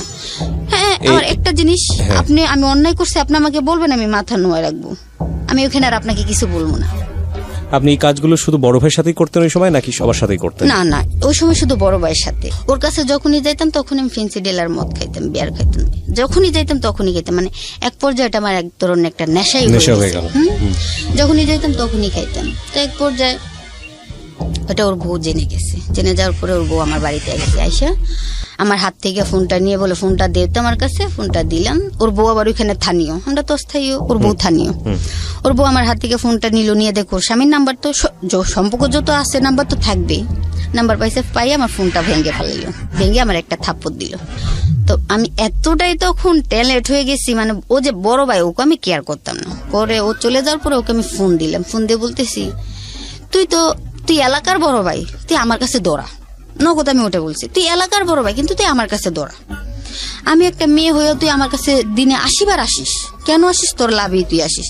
তোর বউ আমার কি লেগে মারবো? আমি তুই তাঙ্কার ব্যবহার করতেছি। তোর বউ যদি এই বিচার যদি না পাই তাহলে কিন্তু তুই আর আমার কাছে আসবি না। তো আমি তোরে মানে রাগের মাথায় বলে দিছি। ও তো সত্যি সত্যি বাড়ি থেকে ওর বউরে মারধর করছে। তা আমি ভাবতাম কি এক পর্যায়ে সে মনে হয় শুধু আমাকে, আবার তার বউ কি মনে হয় সে মানে প্রথমত তার বউ, বা তারপরে হয়তো আমগো দুজনের সাথে এই ধরনের সম্পর্ক, আর কারো সাথে নাই। এক পর্যায়ে দেখি কি প্রায় বছর কাছাইছে না, বছর কাছাকাছি, মানে 8 মাস 7 মাস চলে এরকম। একদিন তার এক বন্ধু আইছে বিদেশ থেকে। সেও আরেক বড় ভাইয়ের ভাই, ছোট ভাই। সেও এরকম সন্ত্রাসী ছিল, ক্রস ফায়ার অর্ডার ছিল। সে পলাইয়া বিদেশ গেছিল, এখন ওখান থেকে আবার আইছে। তার কাছে আমাকে নিয়ে যাবে। তো ওর বন্ধুটা আসলো। আসার পর আমাকে ফোন দিয়ে বলতেছে, তুমি কোথায়? বাসায়। ভালো একটা ড্রেস পরে খুব সেজে গুজে আসবা। আর আমি কি তখন এতটাই সুন্দর ছিলাম, আমার সাজা লাগতো না। চোখে একটু কাজল, মাথাটা আশ্রাইলে আর একটু হালকা সুনো দিনে চলতো, মানে এতটা সুন্দর লাগতো। সবাই বলতো আমার বাবার নাম নিয়ে যে এই মুখের ঘরে একটা মেয়ে দিছে, যেমন লম্বা চূড়া এরকম সুন্দর। তারপর মনে করেন আমাকে বললাম, ভাবছি এমনি। আর লোকে, এই এলাকার লোকেরা কি বলতো আমার বাবার নাম দিয়ে যে এমুকের ঘরে একটা মেয়ে হয়েছে, খুব সুন্দর। আমার 4টা বোনের মধ্যে আমি সুন্দর, লম্বা চূড়া সব দিকে দা। কেন ওই কথাটা বলছে প্রিয় শ্রোতা, আপনারা যদি ইউটিউবে আমাদের চ্যানেলটিতে আসেন তাহলে বুঝতে পারবেন। আমি সবাইকে রিকোয়েস্ট করবো আমাদের চ্যানেলটি সাবস্ক্রাইব করবার জন্য। আমাদের চ্যানেলটির ঠিকানা হচ্ছে www.youtube.com/DFM904, ঢাকা FM 90.4 নামে আছে। অবশ্যই চ্যানেলটি সাবস্ক্রাইব করতে ভুলবেন না, এবং সাবস্ক্রাইব করবার পরে ডান পাশে যে বেল বাটনটি আছে, এটাকে বলা হয় নোটিফিকেশন বাটন, এটা অন রাখবেন। তাহলে আমরা যে কোনো অনুষ্ঠান আপলোড করার সঙ্গে সঙ্গে আপনি আপনার মোবাইলে সেটা জানতে পারবেন। জি বলুন। তারপর আপনাকে অফার করলো বা বলেছে এরকম? আমি নতুন ড্রেস পরে গেলাম। আমি ভাবছি এমনিতে হয়তো বন্ধু বান্ধব পাইছে পার্টি দিব, তো বন্ধু বান্ধব আসলেও কেউ আমাকে কারোর কাছে দেয় না। কোথায় নিত? কোনো আলাদা কোনো বাড়িতে নিত নাকি শুধু নৌকার মধ্যে? নৌকার মধ্যে নিত মাঝে মাঝে, আবার মাঝে মাঝে কোনো বন্ধু বান্ধবের বাড়িতে বউটো না থাকলেও নিয়ে যেত। মানে আমার এই এলাকার ভিতরে আমাদের মানে এমন টাইমে নিত কেউই দেখতো না, আবার এমন টাইমে আমি আসতাম কেউই দেখতো না। আইনা দিয়েও যাইত, আইনা নিয়েও যাইতো। তারপরে আমি গেলাম, যার পরে মটট একসাথে সবাই মিলা আমরা খাওয়া দাওয়া করলাম, বিরিয়ানি টিরানি আনালো, খাইলাম। পরে এক পর্যায়ে আমার কইতেছে, যাও তুমি, ওর বন্ধুর নাম নিয়ে বলতেছে যে ওর সাথে একটু ওই ঘর থেকে আসো। পরে আমি কি জন্যে? আমি তোমার সাথে আমার সম্পর্ক, আমি ওর সাথে ওই ঘরে যাবো কি জন্যে? পরে আমার একটা থাপ্পড় মারলো যে তগো মতো রাস্তার মেয়েদের কোনো পার্সোনাল কোনো সম্পর্ক থাকে না। 1 বছর পরে? 1 বছরের মাথায়। তখন আমি বললাম যে ঠিক আছে, আমার ওদের মতো রাস্তার মেয়েদের এটাই মনে হয় সত্যি যে কোনো সম্পর্ক পার্সোনাল কোনো থাকে না। তাহলে এতদিনও করাইতে পারতাম, তাইলে আমি আমার মতো টাকাও ইনকাম করতে পারতাম, যে দিক দিয়ে সেই দিক দিয়ে। তো তুমি আমাকে এইভাবে রাখলা কেন? ও কি বলেছিল আপনাকে যে ও ছাড়া অন্য কারোর সাথে না যেতে? হ্যাঁ, ও বলেছিল যে তুই, আমি ছাড়া যদি তুই অন্য কারোর সাথে তুই যাস বা আমি শুনি, তাহলে ওই দিন মনে করবি যে তোর অবস্থা খারাপ হয়ে যাবে। তো এমনিতেই খারাপ, আমি ভয়ও পাইতাম। তোর ভাইয়ের কাছে আচ্ছা যাই হোক, ওর থাপ্পড় খাই আমি গেলাম। যাওয়ার পরে ও বন্ধু বান্ধব, ওদিন আমরা মানে পরের দিন বাড়িতে আইসা পড়লাম, ভোর রাত্রে আমি আইসা পড়লাম। আইসা পড়ার পরে আমার দিন এমনিতে যাচ্ছে। যাওয়ার পরে এক পর্যায়ে ওর যে বন্ধু, ওর বন্ধুর যে বড় ভাই যেটা বলছে ড্যাম হয়ে গেছে, ও কিভাবে জানি আমার নাম্বার পেয়ে গেছে। ও ভালো না, মানে ও এই পথেরই ছিল, এখন ড্যাম হয়ে গেছে। ও আমার নাম্বার পাইছে, পাই আমাকে ফোন দিতেছে। ফোন দিয়ে খালি এরকম বলে। তো সে আবার ভালো ছিল না। সে কি করতো, সে একবারে নগদ মাইরা লাইতো, তার কাছে আর কোনো সার ছিল না। সে এরকম একটা লোক ছিল, এখন ড্যাম হয়ে গেছে কিন্তু সে একবারে মাইরা লাইতো, এরকম ছিল সে, যাকেই ধরতো মাইরা লাইতো। তো সে আমাকে, আবার আমার বড়টা যেটা তাদের বাড়ির পাশেই বাড়ি, আমার বড় বোন যেটা, এই যে এটা তাদের বাড়ি, এটা হচ্ছে আমার বড় বোনের বাড়ি। সে আমাকে ফোন দিয়েছে, ফোন দিয়ে এরকম 2-3 বার যে ওর সাথে সম্পর্ক, ওর পাওয়ার আছে বিদায়, আমার পাওয়ার নাই বিদায় আমার সাথে সম্পর্ক রাখো না, আমি তো তোমাকে দেখছি তুমি খুব স্মার্ট, খুব সুন্দর, এটা সেটা নানান কিছু। পরে আমি তো আপনার কাছে যেতে পারবো না, আমি তোমাকে টাকা দিব যত চাও অতই। আপনি আমাকে পৃথিবী সমান টাকা দিলে আমি যাব না ওর অনুমতি ছাড়া। পরে ও আমাকে বলে ওকে, ও তো আমার বয়স আমার ছোট, আমার ছোট ভাইয়ের বন্ধু, ওইটা বলতেছে। আর তোমাকে একটা কথা বলি, আমি হ্যাঁ বলেন। আমার বাড়ির পাশে তোমার একটা বোন থাকে? আমি হ্যাঁ থাকে। একটু কি তোমার মাথায় দিলেন? তার পাশে আবার কিন্তু তোমার বড় ভাই থাকে? আমি হ্যাঁ থাকে। আমি যদি, ওদের আবার একটা স্বভাব কি, ওর যদি নেশা খাওয়ার টাকা না থাকতো ঘরের ভিতরে গিয়ে মাইর করে শুধুই টাকা নিয়ে আইতো ওই লোকটা। তো চিন্তা করলাম আমার জন্য শুধু শুধু আমার ভাই বোনদেরকে কেন আমি হেনস্থা করব? আমি তো খারাপ হয়েই গেছি, আমার ভাই বোনদের হেনস্থা করার দরকার নেই। তারপর আমি তার কাছেও গেলাম, যাওয়ার পরে এটা আবার কোনোভাবে আমার বড় ভাইয়ের কাছে গেছে কানে গেছে। পরে আমি ওনার কাছে গেছি, যাওয়ার পরে যখন বড় রাত্রে আমি আসতেছি, উনি যে রাস্তায় আমি খেয়াল করি নাই, ওনাকে দেখে বয়ে আমি একটা লোকের পিছনে পলাই গেছি, মানে যে আমাকে বাড়িতে নিয়ে দিয়ে আসবো তার পিছনে পলাই গেছি। পরে সে বলতেছে বাপন তোর পিছনে কে? এটা তো বলতেছে কেউ নাই তো ভাই, এমনি। না আমি দেখলাম তোর পিছনে কে জানি গেল। ও সামনে গিয়ে আমার হাত ধরে টাইনে আমার বার করে বলে তুমি এখানে এত রাত্রে করে? আমাকে শ্মশানে গেছিলাম। কে তুমি শ্মশানে যাবা? প্রতি মাসের মধ্যে তুমি 10-15 দিনে তুমি আমার সাথে শ্মশানে বসে সময় কাটাও, তাহলে তুমি আজকে শ্মশানে গেলা কেন আমারে ছাড়া? টর্চ লাইট গুলো আছে না, বিদেশি টর্চ লাইট দিয়ে আমাকে অনেক মাইর মারলো, একটা খাটের উপরে ফালাইয়া তারপর আমার পিঠের মধ্যে অনেকগুলা বাড়ি দিল। পরে আমি বললাম তুমি আমাকে বাইরেও কি জন্য? আমার জীবনটা আমার প্রেমিকাই দিল অর্ধেক শেষ করে, বাকি অর্ধেক দিলা তুমি আমারে শেষ করে, তুমি তো আমাকে বিয়ে করবা না, তো লজ্জা তুমি আমাকে কেন তোমার নাচের পুতুল বানায় রাখবা? তুমি বললে আমি নাচতে হইব, তুমি না বললে আমি নাচবো না। তো এক পর্যায়ে সে আমাকে বলে কি তুই এলাকা থেকে বেরিয়ে যাবি? আমি হ্যাঁ ঠিক আছে আমি এলাকা থেকে বেরিয়ে যাবো, কিন্তু আমার বাপ মার দায়িত্ব তোমার, আর যদি তা না হয় তাহলে আমি তোমার সব কুকীর্তি ফাঁস করে দেবো, এখন দেখো তুমি কি করবা। পরে ঠিক আছে যা তুই এলাকা থেকে বেরিয়ে যা। তুই এলাকা থেকে বেরিয়ে যাবো? ঠিক আছে আমি এলাকা থেকে বেরিয়ে যাবো, আমার বাপ মার ভাই বোনের যাতে কিছু না হয়, যদি কোনোদিন কিছু হয় তাহলে মনে করো যে তোমার কিছু আমি রাখবো না। পরে আমি বলতেছি, আমি রাত্রে এসে বাড়িতে শুইছি। পরে বাড়িতে পরের দিন আবারও ফোন দিয়ে বলতেছে তোর এলাকা সাইডে যাওয়া লাগবো না, যা হয়েছে মিটমাট করে ভুলে যা। আমাকে এতগুলা মায়ের কি আমি ভুলে যাবো? হ্যাঁ ভুলে যা। তো পরে আমি এবারে মানে আমাদের বাড়ি থেকে আর একটু সামনে আমি নিজে একটা বাসা নিছি, একাই ভাড়া থাকবো, ওদের সাথে থাকবো না। কোথায় নিলেন ভাড়াটা? আমাদের বাড়ি থেকে একটু সামনে।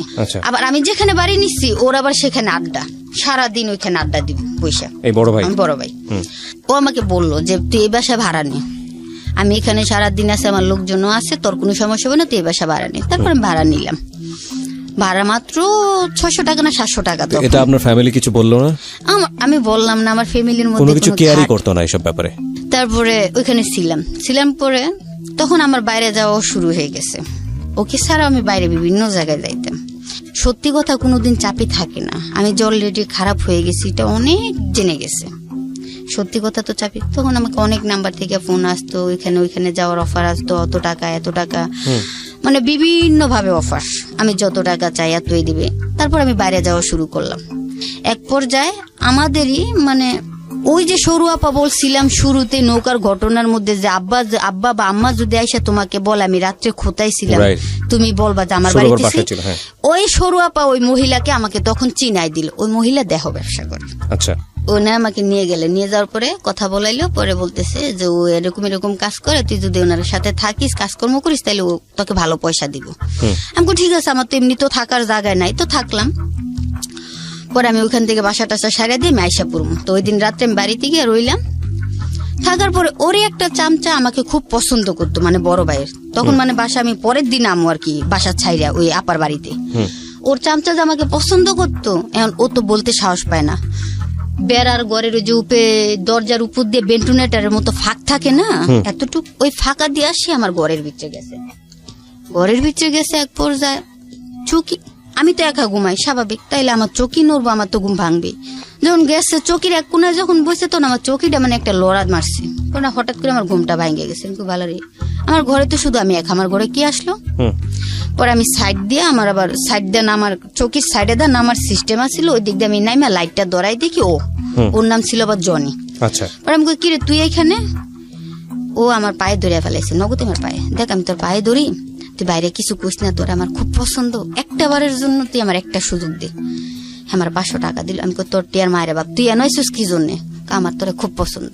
আমি এই কথাটা যদি আমি বলি, তুই বলিস না, আমি তোর ফাদুরের দোষে তুই বলি। আমি তাহলে এখন বাইরে তুই পরেরটা করে। পরে হ্যাঁ মানে যখন বয়টা দেখাইতেছি মানে হ্যাঁ কথা, আচ্ছা আমার তোরা কিছু করার দরকার নেই, কিন্তু তুই বলিস না, কারণ হ্যাঁ ভালো না, মাইল নেবো। পরে হ্যাঁ বাড়িলো, বাড়িয়ে যখন গেছে যাওয়ার পরে আমি ওরে ফোন দিছি। আমি এইটাই বুঝি তোমার দায়িত্ব, তোমার জনি আমার ঘরের ভিতরে রাত করে বেন্টুনেটার বাইরে আইসা পরে আইসা আমার সাথে থাকতে চায়, তাহলে তো আমার এখানে থাকার কোনো ইয়েই থাকে না। আমি তাইলে আমার মতো আমি নিঃস্বাধীন ভাবে আমি অন্য জায়গায় গিয়ে চলবো। পরে কি বললি? আমি হ্যাঁ বললাম। পরের দিন গোডাউনে মানে ওরে দৌড়ায়, ও তো আর আমার ঘর থেকে বেরোয় হাওয়া ও জানে, আমি বলে দিব ও পালাই গেছে। ও পরের দিন যে কোনো ভাবে ওরে রাত্রের ভিতরে ধরাইছে, আমি তো রাত্রে বলে দিছি। ওরে ধরলো দইরা আমার বড় বোন আবার ওই যে গোডাউনে ওরে নিয়ে মার দিছে। আমার বড় বোনের বাড়িটা আবার গোডাউনের পাশাপাশি। আচ্ছা, আমার বড় বোনে দেখতে আছে এতবারই ওরে বাইরে যাচ্ছে মানে সাংঘাতিক ভাবে, আর বলতেছে ভাই আমি আর জীবনে ভুল করতাম না ভাই, তুই আমার ভাই মাফ করে দেন, আল্লাহর হস্তে ভাই আমার মাফ করে দেন। আমি কথা ওরে ডাইর আঙ্গুলের এই আঙ্গুলটা আছে, এই যে ভাই এই যে বুড়ি আঙ্গুলটা ভাঙ্গে ফেলাইছে, যে হাত দিয়ে তুই ওর দিকে হাত বাড়াইছিস না, তোর এই আঙ্গুলটা ভাঙ্গে লাইছে। পরের দিন আমার বইনে আমার কইল, পরে আমার বোনের তো আমি কই নাই যে আমার জন্য অনেক মায়ের মারছে, ও 3 দিন হাসপাতালে ছিল মার খাইয়া। পরে আমি ওইখান থেকে মনে করেন পরের দিন আমি ওরে আর কিছু বলি নাই। চামচা যত আমার ঘরে আসা সাহস পাইছে, 2 দিন পরে তো রাস্তার মানুষ আসা পড়বো, আমার এরকম একটা ফিনিশ হলো ভিতরে।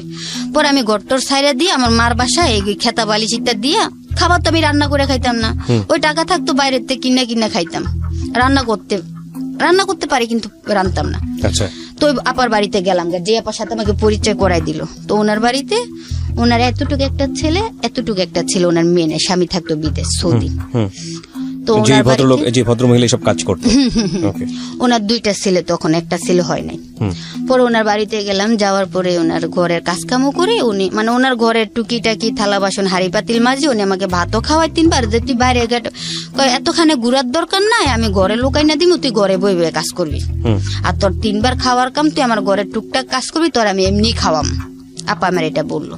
তো ওনার ঘরে আমি ওরকম ভাবে ওনার ঘরে কাজ টাজ করি, ওনার ছেলেদের সাথে ওনাদের সাথে আমি মানে থাকা শুরু করি, ভাতটা তো খাই, আমি যা কাজ করি উনি আমাকে টাকা দেয়। আচ্ছা, যা কাজ করি না আমাকে টাকা দেয়, কিন্তু আমি যাই কামাইতাম তাই শেষ, মানে আপনি শেষ করে ফেলতেন। আমি নিজেই কি করতেন ওই সময়? ড্রাগস নিতেন? কোনো ওই আমার নেশা বলতে গেলে ফেন্সিডিল, মদ, গাঁজা, এইগুলোই খাইতাম।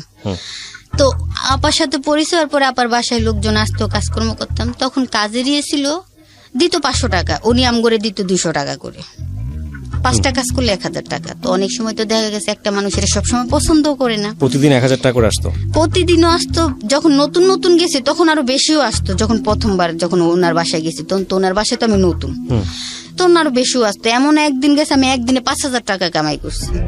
বিরতি নেব প্রিয় শ্রোতা। এই জায়গাটিতে আমরা যেখানটা এসে দাঁড়িয়েছি নোটিফিকেশন অন রাখবেন, দীপা যেখানটায় ছিলাম।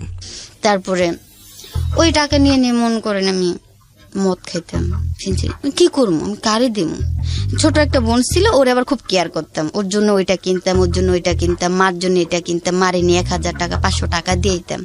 বাবার কাছে যাইতে সাহস পাইতাম না, যে বাবা তো সবই জানে আমার সম্বন্ধে, উনি আমার জন্ম দিছে, অথচ ওনার কাছে গিয়ে আমি দাঁড়ামু, আব্বু বাবাই তো সব জানে, মানে দাঁড়ানোর মতো সাহসটা আমার নাই, বাবার সামনে আর যাইতাম না কখনো।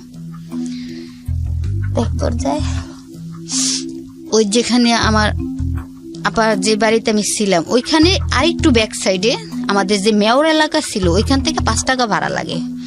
ওই আপার বাড়িতে একটা লোক আসতো, ওনার সাথে আমার কোনোভাবে মানে সম্পর্ক হয়ে গেল এই ক্ষেত্রে।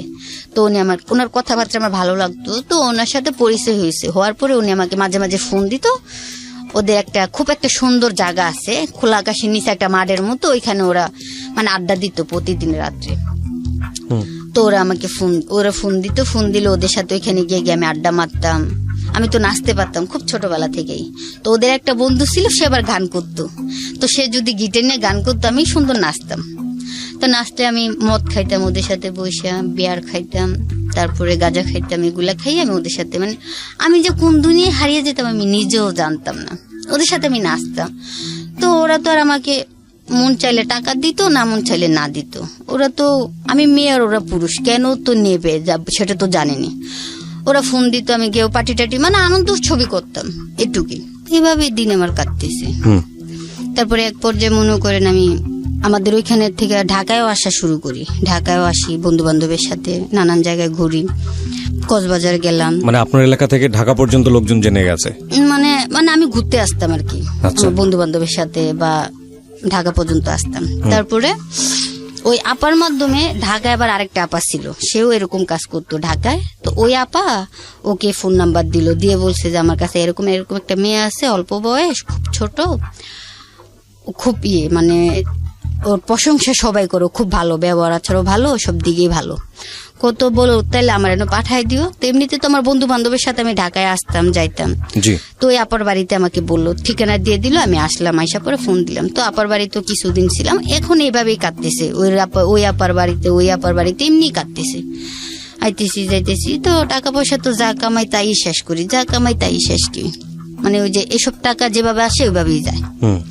তারপরে এক পর্যায়ে প্রায় অনেকটা সময় কাছে গেছে, পরে বাড়িতে গেলাম। বাড়িতে যাওয়ার পরে একদিন একটা লোক আমাকে দেখলো, দেখে সে আমাকে পছন্দ করলো। তো পছন্দ করার পরে সে আবার আমরা যে বাসায় ভাড়া থাকি, সে বাড়িওয়ালার সাথে ওর আবার খুব সম্পর্ক, মানে বন্ধুত্বর মতো একটা সম্পর্ক, ও বাড়িওয়ালাই চিনতো। তো সে দেখছে, দেখার পরে কি জন্য জানি আমার কাকার কাছে আসছিল আমি জানি না। তো আমি নদী থেকে গোসল করে ভিজা কাপড় এসে বাইরে দাঁড়ায় রয়েছি। তো সে আমাকে দেখছে, দেখার পরে তার আবার খুব বয়স, কিরকম বয়স, তার মেয়েও বিয়ে দিয়ে দিছে। তো কারো হয়েছে কপাল দোষ, কারো হয়েছে চক্ষু দোষ, তারা ছিল চক্ষু দোষ। তো সে এক পর্যায়ে কাকারে কইতেছে, মেয়েটা কে? তো কাকাই কইলে, এই মেয়েটা আমগো বাড়িতে, ওর মা আব্বা ভাড়া থাকে, মেয়েটাকে আমার কাছে বিয়ে দেবো। তোমার কাছে তো দেবো, তোমার যে টাকা পয়সা আছে, সম্পদ আছে, ওগুলা বড় কথা না। ওর মা বাবারে যদি কিছু টাকা দো, তাইলে ওর মা বাবা এমনি বিয়ে দিয়ে দিব, কিছু চাইবো না। তো পরে মনে করেন যে আমি তো আর লোকটাকে দেখি নাই। পরে বাড়িতে যখন আমি কাপড় চোপড় খোয়াই যখন ঘরে ভিতরে গেলাম, যাওয়ার পরে দেখি লোকটা আমার কাকার ঘরে এসে বসে রয়েছে, আমাদের ঘরে না, কাকার ঘরে বসে কথা বলতেছে। এক দৃষ্টিতে লোকটা আমার দেখতেছে, তাকাই আমি এতটা আর খেয়াল করি না। পরে আমার কাকা আব্বার ডাক দিয়ে কইতেছে, বাই হুইনা যাও। কি তোমার মাইয়ারে বিয়া দিবা? দেখতে তো দেয়া যায় বয়স্ক, তো এত বয়স্ক লোকের সাথে কেমনে বিয়া দিব, আমার মেয়ের তো বয়স কম। তো কাকা বয়স কম দেখে কি হয়েছে, তোমার মেয়ের তো কাহিনী হইতে তো আর কম হয় নাই, তুমি বয়স দা কি করো? আর এটা কোনো কথা না, ওর পছন্দ হয়েছে, আর ও কিছু টাকা পয়সা দিব না, তুমি ওর মেয়ের বিয়ে দিয়ে দাও। তো আমি চিন্তা করলাম, আমি তো আমার মতো ভালোই থাকতেছি, তা আমি অযথা কি জন্য বুড়িয়া বেড়াতে বিয়ে বইতে যাম, আমি এটা চিন্তা করতেছি। আমার আব্বাই বলতেছে, তুমি কি লোকেতে বিয়ে ববা? আমি যার 4-5টা ছেলে মেয়ে আছে, মেয়ে বিয়ে দিয়ে দিছে, 2 দিন পরে মেয়ের ঘরে নাতি হইব, আমি ওই লোকের কাছে কি জন্য বিয়ে বম? আমার জীবনটা আমি যেভাবে আছি এমনি ভালো আছি, আমি বিয়ে বমো না। তো তখন তো আমার মা বাবা ছাড়া আমার কেউই নাই। এক পর্যায়ে বাবা আমাকে বলে কি, তুমি যদি এখানে বিয়ে না পাও, তো তুমি আজ থেকে আমাদের কাছ থেকে তোমার সম্পর্ক তুমি বিচ্ছিন্ন করে লাইবা। আমার বাবা বলতেছে, তোমার আমি ত্যায্য করে দিব। পরে আমাকে, আপনি আমার কিভাবে ত্যায্য করবেন? আপনার না আছে সম্পদ, না আছে কিছু, না আছে কোনো টাকা পয়সা। মানুষ সম্পদ থাকলে ত্যায্য করে, তো আপনি আমাকে কি কারণে ত্যায্য করবেন? আপনার তো নিজেরই চাল চুলা নাই, আপনি আমাকে কেমনি ত্যায্য করবেন? মানে তুই আমাদের সাথে কোনো যোগাযোগ রাখতে পারবি না, আমাদের কাছে আসতে পারবি না, এটা সেটা। পরে আমি চিন্তা করলাম, আমি আচ্ছা আমাকে ভাবতে দাও। তো আমি চিন্তা করলাম যে আজকে এই লোকের কাছে যদি বাবা টাকা নিয়ে আমাকে বিয়ে দেয়, তাহলে এটা বিয়ে হবে না, অলরেডি আমাকে বিক্রি করা দেওয়া হইব। আমি এটা চিন্তা করতেছি, যত বিয়ে কথা, তাইলে বাবার মানে আমার কথা সে করে বালি, আমার কথা আমি ওনার আশায় বালি ফালাম। আমি নিজে পরে ইচ্ছে করে ওর লোকের সাথে চলে গেছি, যে লোকের কথা মানে বিয়ের কথা বলছে, আমি নিজে ইচ্ছে করে চলে গেছি। যাওয়ার পরে ওদের বাড়িতে গেছি, তখনও বিয়ে হয় নাই, ওদের বাড়িতে গেছি। যাওয়ার পর ওদের বাড়িতেই এলাকার কাজী দিয়ে আমার সাথে ওনার বিয়ে পড়াইলো। 50,000 টাকা কাবিন দিয়ে আমার সাথে ওনার বিয়ে পড়াইলো। মানে বিষয়টা হচ্ছে যাতে আপনার বাবাকে পয়সা দিতে না পারে, সেই কারণে আপনি কাজ করেছেন। আমি সেটা সহ্য করতে পারি না, তাই জন্য। এমনি তো শেষ, তুমিও বাবা আরো শেষ করে দিবা, মানে তুমি বাবা হয়েও আমাকে বিক্রি করবা, এটা যাতে না হয় সেজন্য আপনি নিজে গেছেন। আমি ইচ্ছে করে চলে গেলাম। টাকা দেওয়ার সম্ভাবনা কি ছিল? হ্যাঁ ছিল, আমি নিজে দেখছি সে 20,000 টাকা হাতে নিয়ে বসে আছে, সে আমাকে বিয়ে করবে, মানে ওই লোক আমাকে বিয়ে করবে। এবং আমার বাবা যদি মানা করে, ওই লোক আসছিল আবার মাদক ব্যবসায়ী। আচ্ছা, ওই লোক মানে বাড়িটা ছিল বর্ডার সাইড, মাদক ব্যবসায়ী ছিল। তো ওই লোকের এমনটাই নিয়ত ছিল, যদি আমার বাবা টাকা দেওয়ার পরও মানা করে তাইলে আমাকে উঠে যাওয়ার চিন্তা ভাবনা করবে। ওই লোক, আপনি গেলেন, যাওয়ার পরে বিয়েও করলেন? হ্যাঁ যাইলাম, যাওয়ার পরে ওদের বাড়িতে যাইতে যাইতে আমার রাত্র 12টা বাজে গেল। যাওয়ার পরে ওদের বাড়িতে গেলাম, ওনার বর্তমানে বউ পাইছি কি আমি একটা। ওনারাদের আবার একটা অভ্যাস কি, ওই লোকে আমারে ছাড়াও আরো 6-7টা বিয়ে করছে, আমারে ছাড়া।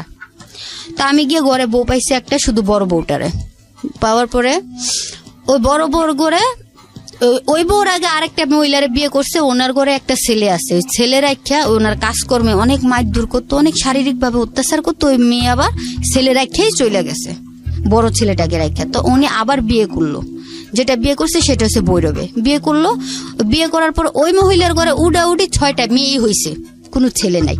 তো 5টা মেয়ে গিয়ে আমি পাইছি, আরেকটা মেয়ে তখনও পেটে আসে নাই। তো আমি পাইছি গিয়ে আমার ওনার সাথে বিয়ে, কারণ ওইখানে ওনার দাপটটা ছিল অনেক, কেউ কিছু বলতে পারতো না। আর আমার চলাফেরাটা এতটাই হয়ে গেছে আমাদের এলাকা ছাইরা, মানে আমাদের এই পৌরসভার এলাকাটার ভিতরে যতগুলা গ্রাম আশেপাশে আছে সবগুলা নেতা খাতায় সম্পূর্ণ আমার হাতে আমি নিয়ে নিছি। মানে আমার এলাকার সবগুলা নেতা, সব যাই আছে টুকটাক সব আমি হাতে নিয়ে নিছি, সবগুলো আমার হাতে। এখন আমি চাইতেছি সবাই তো সবার মতো জীবনটা সুন্দর করে সাজায়, দেখি আমি চেষ্টা করে পারি কিনা। ওর সাথে যদি আমার বিয়েটা হয়, হোক না বয়সের পার্থক্য হোক না, যদি আমি সব দিকে তো শান্তি পাই, বয়স দিয়ে কি করবো, আমি এই চিন্তা করে ওনার সাথে গেছি। যার পরে বিয়ে হয়েছে, হওয়ার পরে তারপরে মনে করেন যে 6টা মেয়ে গিয়ে আমি পাইলাম। 6টা মেয়ে? 5টা মেয়ে পাইলাম। 5টা মেয়ে? হ্যাঁ, ওনার শুধু 5টা মেয়ে, আর আগের বরগরের একটা ছেলে। আমাকে নিল, নেওয়ার পরে বিয়ে শাদী তো হইলো, হওয়ার পরে ঘরে নিল। নেওয়ার পরে আমি সব কাজ একাই আমি করতাম প্রতিদিন উঠে, আমার সাথে কেউই কোনো কাজ করে না, ওই মেয়েরাও করে না। আর হ্যাঁ, বড় আপা করতো, মানে আমি সবকিছু বাউ করে দিলে উনি রান্না বান্না করতো, তাও আমার কোনো সমস্যা ছিল না। আমার কথা, তাও তো আমি একটা বাড়িতে আশ্রয় নিয়ে আসি, প্রতিদিন প্রতিটা আবেগ নিয়ে খেলাচ্ছে, একটা আবেগ নিয়ে থাকবো এটা ভালো, মানে ওই জিনিসটা চিন্তা করলাম আর কি। তারপরে ওনার বাড়িতে থাকতেছি, থাকার পরে 1 বছর গেল, 1 বছর কাছাকাছির মাথা তো ওনার বউ আবার প্রেগনেন্ট। তখন হইলো আবার একটা মেয়ে, ওইটা দেখতে সেম আমার ওর মতো হয়েছে, ওইটা বড় আর ওর ছোট। ওর আগে গিয়ে আবার আমি আরেকটাও পাইছি, ওর মতো একটা ছেলে রেখে ওই মাও চলে গেছে।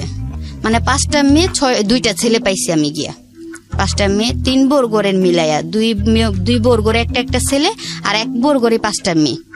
তো তারপরে গিয়ে যাওয়ার পরে আমি একটা মেয়ে হয়েছে, হওয়ার পরে তো আমি থাকতেছি খাইতেছি ভালো, আমার সমস্যা না, বাইরে আসতে দেয় না আমার কোথাও, একটু কারোর সাথে জানতো, আপনার সম্পর্কে জানতো না, কিছু জানতো না তেমন কি, তখনও জানতো না। এতটুক জানতো যে আমি ঢাকায় চাকরি বাকরি করতাম, এটুক জানতো, কিন্তু এগুলা জানতো না। তো পরে আর সে জানবে কি, সে তো নিজেই ভালো না, কইছে মাদক ব্যবসা করে। তার মেয়ের সাথে স্কুলে পড়ে, একসাথে মেয়ের সাথে পড়তো, ওই মেয়ের এসে দেখে বিয়ে করে ফেলেছে, মেয়ের সাথে পড়তো। তো সে তো নিজেই ভালো না, সে আমার ভালোগুলো খুঁজবো কোথা থেকে। তো তারপর যে মনে করেন সে, আমি থাকতেছি বছরখানিক যেতেছে, ওনার বরগর আরেকটা বাচ্চা হইলো, তো আমি ওটারে রাখতেছি ভালোই, বাড়িতে আসি যাই। আমি কারোর সাথে কথা বললে মানা, কারোর সাথে হাসলে মানা, খুব অপমান করতো। আর বড়টারে এত মারা মারতো, মানে সে শারীরিক ভাবে অত্যাচার করতো, মানসিক ভাবে অত্যাচার করতো, মানে এতটাই পাষণ্ড। খেতে মানুষে গরু দিয়া হয় না, এটা সন্ধ্যা হয়ে গেলে গরুটা কেউ না নিলে ও লোক দিয়ে আনাইয়া বাড়ির ভিতরে এটা গরু জবাই করে এটা থামাই লাগবে, আপনি বুঝতেও পারবেন না যে ও রাত্রে করে কি করতেছে। এরকম একটা গরু সারা রাত্রির ভিতরে কোবাইয়া থামাই লাগবে। ওই আবার ওর এলাকার জন্য ও আবার খুব ডাপট। তারপরে মনে করেন যাইতেছি, তো একদিন আমি বাড়িতে আসবো, একটা দরকারি কাজ, আমি বাড়িতে আসবো বাড়িতে। তো তার মধ্যে বিয়ে যত হয়েছে, আব্বা মাকে আর লুকায় তো লাভ নাই, আব্বা মা জানলো। ও আব্বা গেছে আমাকে দেখতে, মানে দেখতে বলতে গেলে বিয়ের যেদিন আমি গেছি, আমার ওই দিন তো বিয়ে হয়েছে, বিয়ের 4 মাস পর আমাকে বাড়িতে আসতে দেয় না।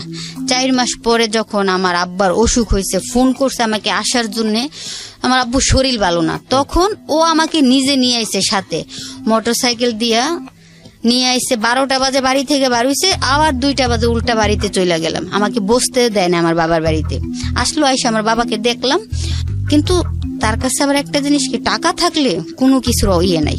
যাওয়ার পরে এমনিতে আমার বাবা মার সাথে কথাবার্তা, আমার বাবা মা আসা যাওয়া করে। আমার বাবা গেলে 2-4-5 হাজার 10,000 টাকা দিয়ে দেয়, আমার মা গেলেও 1-2 হাজার টাকা দিয়ে দেয়। কিন্তু তগরে যে দেয় তোরা কিছু দিবি না, ওরা কি আমার বাবার বাড়ি থেকে ওদেরকে কিছুই দেয় না, না দেয় বাচ্চা কাচ্চা করে। মেয়ে শ্বশুর বাড়ির জামাই বুইরা হোক তাও তো জামাই, তো ওরা জামাইরেও কিছু দেয় না। আমারে তো বাড়িতে এগুলা বলে না, আমি এগুলা নিয়ে কিছু হেলদোল করি না।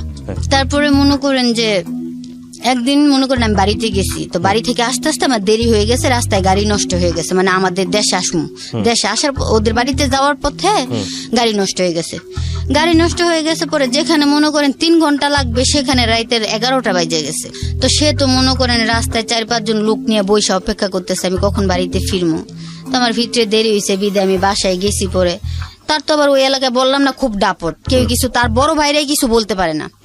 তো আমি রাত্রে যাওয়ার পরে সবাই খাওয়ায় টাওয়ায় ঘরের ভিতরে দিয়া কেসি গেট বাইরে দা তালা লাগাইয়া, ওর বড় বোনের ঘরের ভিতরে আমার মানে আমার নুনাসে ঘরের ভিতরে ঘুমাই লইছে, বাইরে দা তালা লাগাইয়া উডানের মধ্যে ফাঁকা উডানে সে আমারে হকিস্টি দিয়া বাইরে আইছে। আমি কি জন্য দেরি করছি, কার সাথে গেছি, কোথায় গেছি, আদৌ আমি কোথাও যাইনি। কিন্তু সে বিশ্বাসই করতেছে না যে আমি কোথাও গেছি না। আমি বলছি যে আমার জন্মের পরে আমার ভাগ্যে বিধিয়ে যা লিখছে তাই হইতেছে, তোমারে দোষ দিয়ে লাভ নাই। তো মারলো, মারার পরে আমি ল্যাংড়াইতে ঘরে গেলাম। পরের দিন পাও আমার এত পরিমাণ ফুলছে। হকিস্টির বাড়ি, আমার জীবনে তো হকিস্টির নাম শুনছি, দেখি নাই, ও আমারে দেখাইলো হকিস্টি। এবং সে মাত্র কি দিয়ে, এই হকিস্টি দিয়া, কারেন্টের তার দিয়া, ছোট ছোট চায়না কুড়াল আছে না, চায়না কুড়াল দিয়া মারতো। এগুলা তার বিছনার নিচে সবসময় থাকতো। তারপরে আমি যাওয়ার পরে বছর খানিক হয়ে গেছে, সে আরেকটা মেয়েকে আবার বিয়ে করে আনছে। 3 বাচ্চার মা সে বিয়ে করে নিয়ে এসে, নিয়ে আসার পরে এখন তাদের মতো আমার দিকে, আমার উপরে বড় আপার উপরে সংসার ফালাইতে হইতে তারা কিছু দেহে মেয়ে না। এরকম করতে করতে মনে করেন 2 বছর কাছাই গেছে। এমনি হঠাৎ করে একদিন আমি লক্ষ্য করতেছি আমার শরীর কেমন লাগতেছে, শরীর ভার লাগে, আমি খাইতে লইতে পারি না। এক পর্যায়ে বমি করলে খালি দেখে আমার মুখ দিয়ে রক্ত আসে। আমার পিছনে তো অনেক শত্রু, এখন কে কি করছে আমি বলতে পারি না, আল্লাহ পাক জানে। তারপরে আমার শরীর এতটাই খারাপ হয়েছে, পরে আমি ওরে বইলা আমি বাড়িতে যাই। তারও কোনো কেয়ার ছিল না আমার প্রতি, তার কেয়ার ছিল আমার শরীরটার প্রতি। ওইটা শেষ হয়ে গেছে 2 বছরে, তারপরে আর আমার কোনো প্রয়োজন নেই। এখন আমার তো বাচ্চা হয়ে গেছে পেটে, আমি এটা কি করবো। তারপরে আমি বাড়িতে আসলাম, আসার পরে আমি আমার একটা কবিরাজের কাছে নিয়ে গেল মা। নিয়ে যাওয়ার পরে আমার একটা ওষুধ দিল, বলছে আমাকে কেউ একজন বান দিছে, একটা মহিলা আমাকে বান দিছে, শুকনা বান, যাতে আমি শুকাইতে মারা যায়। ওই বানটা দিছে যে ওকে নিয়ে আইসো, গাছও মারা যায় তো ফলও নিয়ে যায়, ফলও মারা যায় তো আর কিছুদিন পরে আনতে পারো। কে কি হয়েছে, কয় ওর পেটে বাচ্চা, তখন মাত্র 1.5 মাস। পরে আল্লাহ আমি ওখান থেকে আসে ওই তাবিজ টুবিজ দিল, পানি টানি দিল, খাইলাম। খাওয়ার পরে আমি ডাক্তারের কাছে গিয়ে পরীক্ষা করছি, ওর মাত্র তখন বয়স 2 মাস, আমার পেটে 2 মাস। ওর বাবাই তো আমার সাথে কোনো যোগাযোগ করে না। ওই যে আরেকটা মেয়েকে বিয়ে করে আনছে বললাম না, আমার সাথে কোনো যোগাযোগ নাই, ফোন নাই। কিন্তু এই 2-2.5 বছরে, মিথ্যা কথা বলবো না, সে আমার বাপ মারে না দিল প্রায় 1-1.5 লাখ টাকা দিছে। তো একদিন ও আস্তে আস্তে বাড়তেছে পেটে। পরে আমি একদিন সুস্থ হয়ে আমি বাড়িতে গেছি। যাওয়ার পরে ও আমাকে বলতেছে তোকে আমার আর কোনো দরকার নাই, আর আমার এখানে যদি থাকতে হয় তাইলে আমার মতো, আমার স্বাধীন মতো আমারই এ মাইনা চলতে হইব, তোরই এ মাইনা তুই আর চলতে পারবি না। আর এখানে থাকতে গেলে ঘরের কাজের লোক হয়ে থাকতে হইব, বউ হয়ে থাকতে পারবি না। ওকে। তো আমি বলছি যে এখন আমার বাচ্চা হইব। ওকে কেন বাচ্চা হইব, আমাকে এটা শুই না, আমাকে গর্তে হ্যাঁসরা এটা না বার করলে আমি বাচ্চা নষ্ট করে, মানে আপনার মেয়েটা যখন পেটে, হ্যাঁ ও আমার বাচ্চা নষ্ট করে লাইব। আমি কেন আমি বাচ্চা নষ্ট করবো, তোমার গর্বরা বাচ্চা আছে, আমার তো একটা নাই। আমি তোমার কাছে আল্লাহর পবিত্র কোরআন কবুল কইরা পরে আমি বিয়ে করছি, তাহলে আমি বাচ্চা নষ্ট করবো কেন? ও আমাকে হ্যাঁসরা এটা না গর্তে বার করছে, তো আমি বাচ্চা নষ্ট করিনি। পরে এক পর্যায়ে মানে ওরা অস্বীকার, ওই বাচ্চা ওদের না। মানে এখন আমার কিভাবে তো সরাইবো ওই চিন্তা ভাবনা, ঠিক আছে, আগের বউগুলোর মতো। হ্যাঁ আগের বউগুলার মতো। আর যদি ওর হয়ে থাকে তাইলে ওদের বাড়িতে আমি থাকমু, থাইকে বাচ্চা প্রসব কইরা পরে ওদেরকে দিয়ে আমার আইসা পড়তে হইব ওরকম। পরে মানে পরে আমাকে এটা বলছে যে বাচ্চা যদি, হ্যাঁ এই বাচ্চা আমার, আমি জানি, আমার কাছে বিয়ে হওয়ার পরে তুই কোথাও যাস না, কিন্তু এই বাচ্চা হওয়ার পরে তুই এখান থেকে চলে যাবি, আমার বাচ্চা আমাকে দিয়ে যাবি।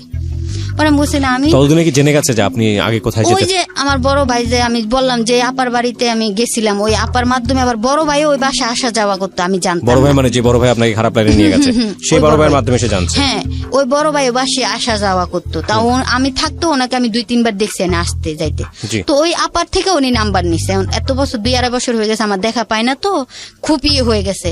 তো পরে আমার নাম্বার নিয়ে আসে আমাকে ফোন দেয়, আমি তো ফোন ধরি না, এক পর্যায়ে ওর আব্বু ফোন ধরছে, ফোন ধরে কইতেছে ও কই, কই তুমি কে? ওর আব্বু কইতেছে আমি কে মানে, ওর আব্বু কইতেছে আমি কি মানে আপনি আমার বোন নাম্বারে ফোন দিয়েছেন, আপনি আমার জিজ্ঞাসা করেন আমি কে? কে আপনার বউ? ও তো প্রথম ছিল আমার বউ। ওকে, এটার থেকেই মূলত সম্পর্কটা খারাপ হয়েছে। সম্পর্কটা খারাপ হয়ে গেছে। বিরতিতে যাব প্রিয় শ্রোতা, এখানে ছোট্ট একটা বিরতি নেব।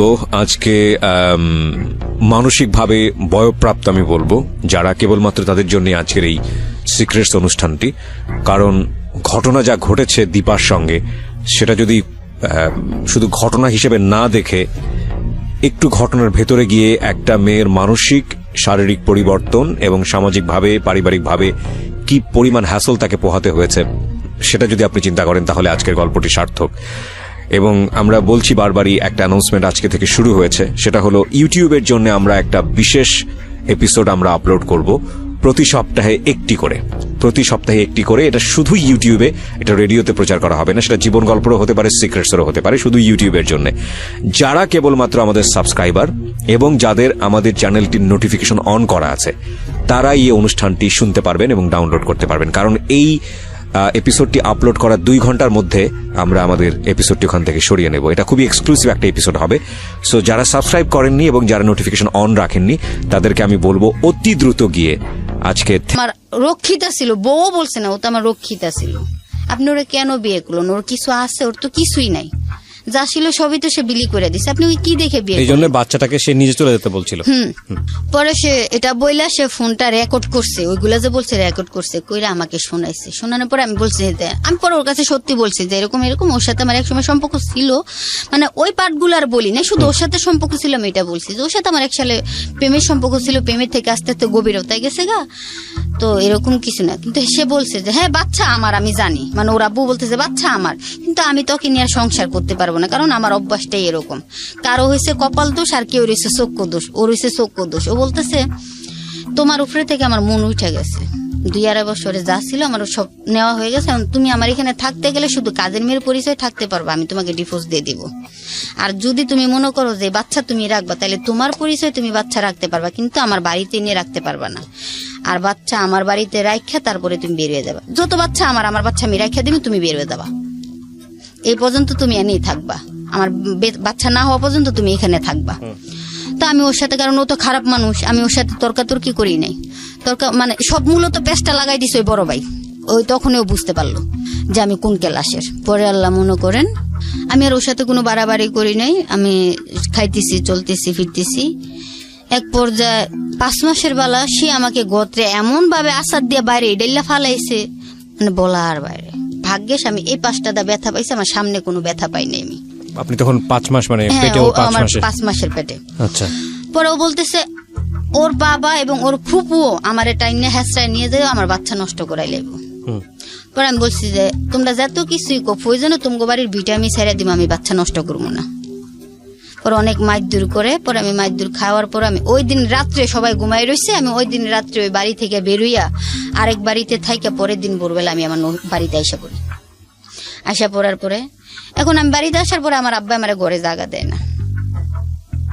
তোমার ইচ্ছে তো পূরণ হয়েছে, কারণ তুমি আমার টাকা ক্যাশ নিলে হইলে আর তোমার মেয়ে দিলে হইলে, কিন্তু আমি যাওয়ার পরও তো তোমার প্রায় 1-1.5 লাখ টাকা দিছে, তাহলে তুমি আমার রাখবা না কেন? উনি আমার রাখবো না। এই বাচ্চা কার? উনি নিজেও বলতে, আমার বাবা নিজের মুখে আমাকে বলছে যে এই বাচ্চা কার তুই জানোস? পরে আমি কইছি দেখো আব্বা, তুমি আমার জন্ম দিছো, আমি এই প্রসঙ্গটায় যাইতে চাই না, কিন্তু তাও যখন বাধ্য করলা, আমার বাবাকে এটা তুমি কইতে পারবা, আমিও কইতে পারবো না, একমাত্র আমার মাই কইতে পারবো যে আমার বাপকে। তুমি কিন্তু নিজেও শিউর দিয়ে কইতে পারবা না যে আমি তোর বাপ, আর ওর বাপকে এটা একমাত্র আমি জানি, তুমি কইতে পারবা না। তাহলে তুমি যে অপমানগুলো আজকে আমারে করছো, আমার যাওয়ার জায়গা ছিল না ভাই, খুব আমার যাওয়ার জায়গা। আর বড় যে ভাই বোনগুলোর কথা বলছি, ওদের সাথে আমার সম্পর্ক থাকে টাকা দিলে, যখন টাকা দেয় না তখন সম্পর্ক থাকে না। তারপরে মনে করেন যাই হোক কষ্ট করে আমার বড়টা যেটা বললাম যে 2 বোনে খুব মিলও ছিল, ঝগড়াও ছিল, ও আব্বার হাতে পায়ে ধরে যেমনি হোক আমার ঘরে রাখলো, কারণ আমি এই অবস্থায় যাবো কই, কি আমাকে রাখবো, এটা তো একটা রিস্ক। পরে ঘরে রাখলো, রাখার পরে আব্বা প্রতিদিনই নানান কিছু বলে। এমনও দিন গেছে ভাই, আমি ভাত খাইছি, আমার ভাত চোখের পানি আমার ভাতের খাবারে পড়ছে, যে কেন আমার ভাগ্যটা এরকম হইলো, আমি তো আল্লাহর কাছে এরকমটা চাই নাই। পরে যাই হোক কষ্ট মষ্ট করে ওরে পেটে নিয়েও আমি খারাপ কাজ করছি টাকার জন্য। এই 5 মাসের পেটে থাকা অবস্থায় খারাপ কাজ করছি, কারণ ওই যে আমার আসাদ দিয়ে মানে 2 মাসের প্রেগনেন্ট যখন আসছিল, বললাম না সমস্যা ছিল, বান্ধিছে আমার, তার পাশাপাশি বাচ্চার যে থলিটা, ওই থলিতে আমার পানি হয়ে গেছিল। প্রতি মাসে মানে ওই 2 মাস শুরুতে প্রতি মাসে আমার আলট্রাসাউন্ড করে দেখতে হয়েছে পানির পরিমাণটা কতটুকু, মানে ওর উপর দিয়ে গেছে কেন, ওর নিচে আছেন, ওর উপর দিয়ে গেলে ও পানিতে পড়ে মারা যাইত। প্রতি মাসেই মনে করেন আমার 500 টাকা করে আলট্রাসাউন্ড ফিস লাগতো, আর 200-300 টাকা ওষুধের। এগুলো তো আমার দেয় না কেউ। 2 জোড়া নুপুরা ছিল, মানে যা গিয়েছিল সব। লাস্টের পর আমার পরনের বুরকা বেচে লাস্টের আলট্রাসাউন্ড আমার করতে হয়েছে। এই সব কাজ করে করে আপনি পয়সা রোজগার করে ওর আলট্রাসাউন্ড করাইতাম, মানে নিজেও খাইতাম, আমার ভালো মন্দ কেউ খাওয়াইতো না। প্রেগনেন্ট অবস্থায় তো এটা সেটা খাইতো, ওর বাবা আমার খোঁজ খবর নিত না, আমার বাবাই তো আমার দিক ফিরেও তাকাইতো না যে আমি ওনার মেয়ে নাকি। তখন অনেক সময় অনেক কিছু বলতো, তখন সহ্য, আর আমার বরাবরই খুব রাগটা বেশি ছিল। যন্ত্রণার চলে দেখেন আমার হাত কেটেছেন আপনি ব্লেড দিয়ে? ব্লেড দিয়ে, এখানে শিলি আছে প্রায় 8টা। আর প্রথম আমি যার সাথে প্রেম করছিলাম তাকে আমি আজও ভুলতে পারি না, কিন্তু তার একটা বিচার আমি করছি। তো ওই বড় ভাইয়ের সাথে সম্পর্ক হওয়ার পরে তখন তো ওনাকে আমি সব ডিটেলে বলছি, বলার পরে উনি বুঝতে পারছে যে আসলে আমার কোনোভাবে এটার মধ্যে হাত ছিল না, সবটাই ওর কারণে হয়েছে। আমি বললাম যে ও এমন এমন আজকে রাত্রে আসবো, তা আসলে কি করতে হবে? আমি কই কি করবেন, ওর একটু মারধর করেন। এতদিন পরে তোর মুখ দেওয়া কথাটা বেরোলো, তুই আগে কইতে পারলি না? আমি তো ভাবছিলাম যে সত্যি সত্যি তুই খারাপ, কিন্তু আমার একটা জিনিস মাথায় খুব কাজ করছিল যে এই এলাকায় যদি কোনো খারাপ মেয়ে হইতো তাহলে সবার আগে আমি জানতাম, তো তোর কথা তো আমি শুনি নাই। তো এই জিনিসটা আমার খুব কাজ করতো। তো আচ্ছা যাই হোক, ওর কারণে যখন আমার থেকে পুরাটা শুনছে, শোনার পরে কইতেছে ওর একটা বিচার আমি করবই, আজকে হোক বা কালকে হোক ওর একটা বিচার আমি করবই। তো পরে ওই দিন যখন আমি বললাম, উনি খুব খুশি হয়েছে যে আমার নিজের মুখ দিয়ে কথাটা। আর আমি ওনাকে বলছি যে আপনি যদি ইচ্ছে করে কিছু করেন তাহলে এটা ভালো হইব না, আমি ওর কোনো ক্ষতি চাই না, পৃথিবীর বুকে আমার ক্ষতি যায় করতে পারে করুক, আমি কারো ক্ষতি করব না, আমি এটা বলছিলাম। পরে ওই দিন যখন আমি মানে ধৈর্যের বাইরে হয়ে গেছি যে আজকে একটা মেয়ে নিয়ে তুই ঠিকই তো সংসার করতেছিস, তাহলে আমার সাথে ওই দিন সংসারটা করলে তোর সমস্যাটা কি হতো? আমার সাথে যা ওই মেয়ের সাথে তো তাই, এটা তো কোনো বিবেক পার্সোনাল কিছু ছিল না। আর ওই মেয়েও তেমন লেখাপড়া করছিল না, আমি হয়তো একবারই করি না, ওই মেয়ে 5 পর্যন্ত পড়ছে, একটু কি হইতো। তো পরে এগুলা চিন্তা ভাবনা করে ওনাকে বলছি, ওনাকে বলার পরে আল্লাহ ওই মাঠে যখন আইছে, তারপর একটা মোটা লাঠি নিয়ে, আমি তো আর দেখিনি, আমাকে বলছে তুই আসবি না, তুই আসলে সহ্য করতে পারবি না, কারণ তুই এখন ওকে ভালোবাসিস, আমি জানি, তুই আসবি না। পরে মোটা লাঠি দিয়ে ওকে বাইরে এলো। তারপরে মনে করেন যে আমার মেয়ে যেদিন হইব ওই দিন বাড়িতে আমার মা নাই, তো বড় আপাকে খবর দিলাম, বড় আপা আসলো, আসার পরে আমাকে হাসপাতাল নিয়ে গেল। এখন হাসপাতালে 3000 টাকা বিল দিয়ে আনবো এই মানুষ আমার নাই, আমার কাছে কোনো টাকাও নাই।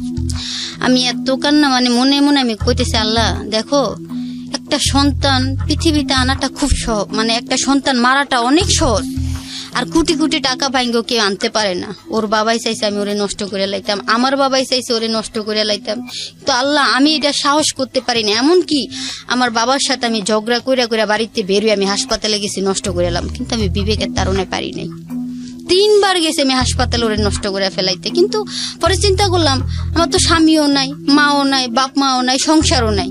এটা যদি থাকে তাহলে তো আমার একটা সংসার হইব, ছোটখাটো একটা সংসার তো হইব। যাই দিয়ে রাখছে আল্লাহ, ছেলে দেখ আর মেয়ে দেখ, কিছু তো একটা দিছে, এটা থাকলে তো আমার জন্য ভাবার একটা মানুষ থাকবো। আমি নষ্ট করি নাই ওরে। 1 মাসের রাইখে আমি নিজে ইচ্ছে করে বুকের দুধ শুকাইয়া আমি বাধ্যভাবে আবার ওই কাজে নামতে চাই নাই।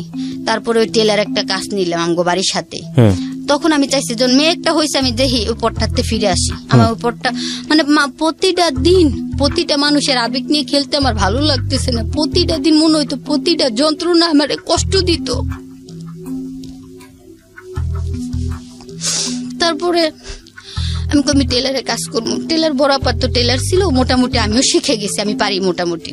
এতটা ভাই কি বলবো, একটা মা হয়ে কথা বলতে নেই। আমার মেয়েটা এত সুন্দর হয়েছে, এত মোটা কাটা হয়েছে, যা একবার না তাকাইছে তারও হ্যাঁ চাইতে হয়েছে, এত সুন্দর হয়েছে মাশাআল্লাহ দিলে। তারপরে ওই টেলারে চাকরি নিয়েছি, মার আমি কইছি মা তুমি আমার মেয়েরে রাখবা, আমি যা খাই তোমার আমি তাই খাওয়াম, তুমি খেলে আমার মেয়েরে রাখবা। তো 2 বছর ভালোই ছিল, আমার সংসারটা ভালোই ছিল।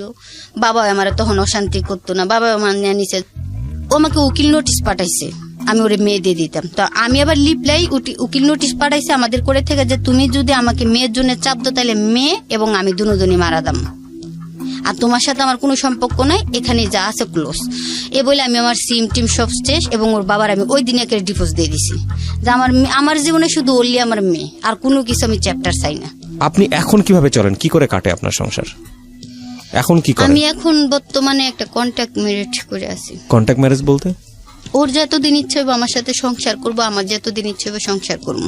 আমি একদিন ওই সাইদাবাদ যাইছিলাম, আমার আব্বাই খাওয়াটা না অশান্তি চাইছিলাম, আমি আত্মহত্যা করবো মেরে নিয়ে, ট্রেনের তোলে পড়া। ওরাও 2-3 বার মারতে গেছে, ওরে মাইরে আমি নিজে মরিয়া দাম, কিন্তু পারি না। পরে এক পর্যায়ে ট্রেনের তোলে মানে যে ওদের ওইখানে না দূরে কোথাও এসে মরিয়া দাম, তাই তাইছিলাম সাইদাবাদ যাইছিলাম, যে এখান থেকে যে কোনো জায়গায় হাত টাতে গিয়ে ট্রেনের তোলে পরে মেরে নিয়ে মারা দাম। মানে ও মানে গাড়িটা আসবো আমি দাঁড়ানো, ও তারপর আমার টান দিয়ে নিয়ে গেছে, নিয়ে পরে বলতেছে কি হয়েছে, আপনি মরেন তো মরেন, তাই পিচ্ছিটারে কি কারণে আপনার সাথে নিয়ে মরতেছেন? পরে আমি সবার জীবনে পিচ্ছি সুখ নিয়ে আসে, আমার জীবনে পিচ্ছি কষ্ট নিয়ে আইছে, আমার জীবনে এটা একটা অভিশাপ, তাই অভিশাপ নিয়ে আমি মরে যাম। আমি বাচ্চা থাকতে অভিশাপ কাউরে দিতে পারবো না, আমার অভিশাপ আমি নিয়ে যাম। আমি জানি এর পরের গল্পটা অনেক লম্বা হবে, আমি একটু প্রশ্ন করি আপনাকে, সেই প্রশ্নের উত্তর দেন। উনি কি আপনাকে ডিরেক্টলি কন্ট্যাক্ট ম্যারেজের প্রস্তাব দিয়েছেন নাকি কোনো ঘটনা ঘটেছে? উনি আমাকে বলতেছে যে, উনি আমাকে খারাপ কিছু বলেন, উনি আমাকে বলতেছেন তোমাকে যদি আমি সাহায্য করি তুমি আমার কাছ থেকে সাহায্য নিতে পারবা।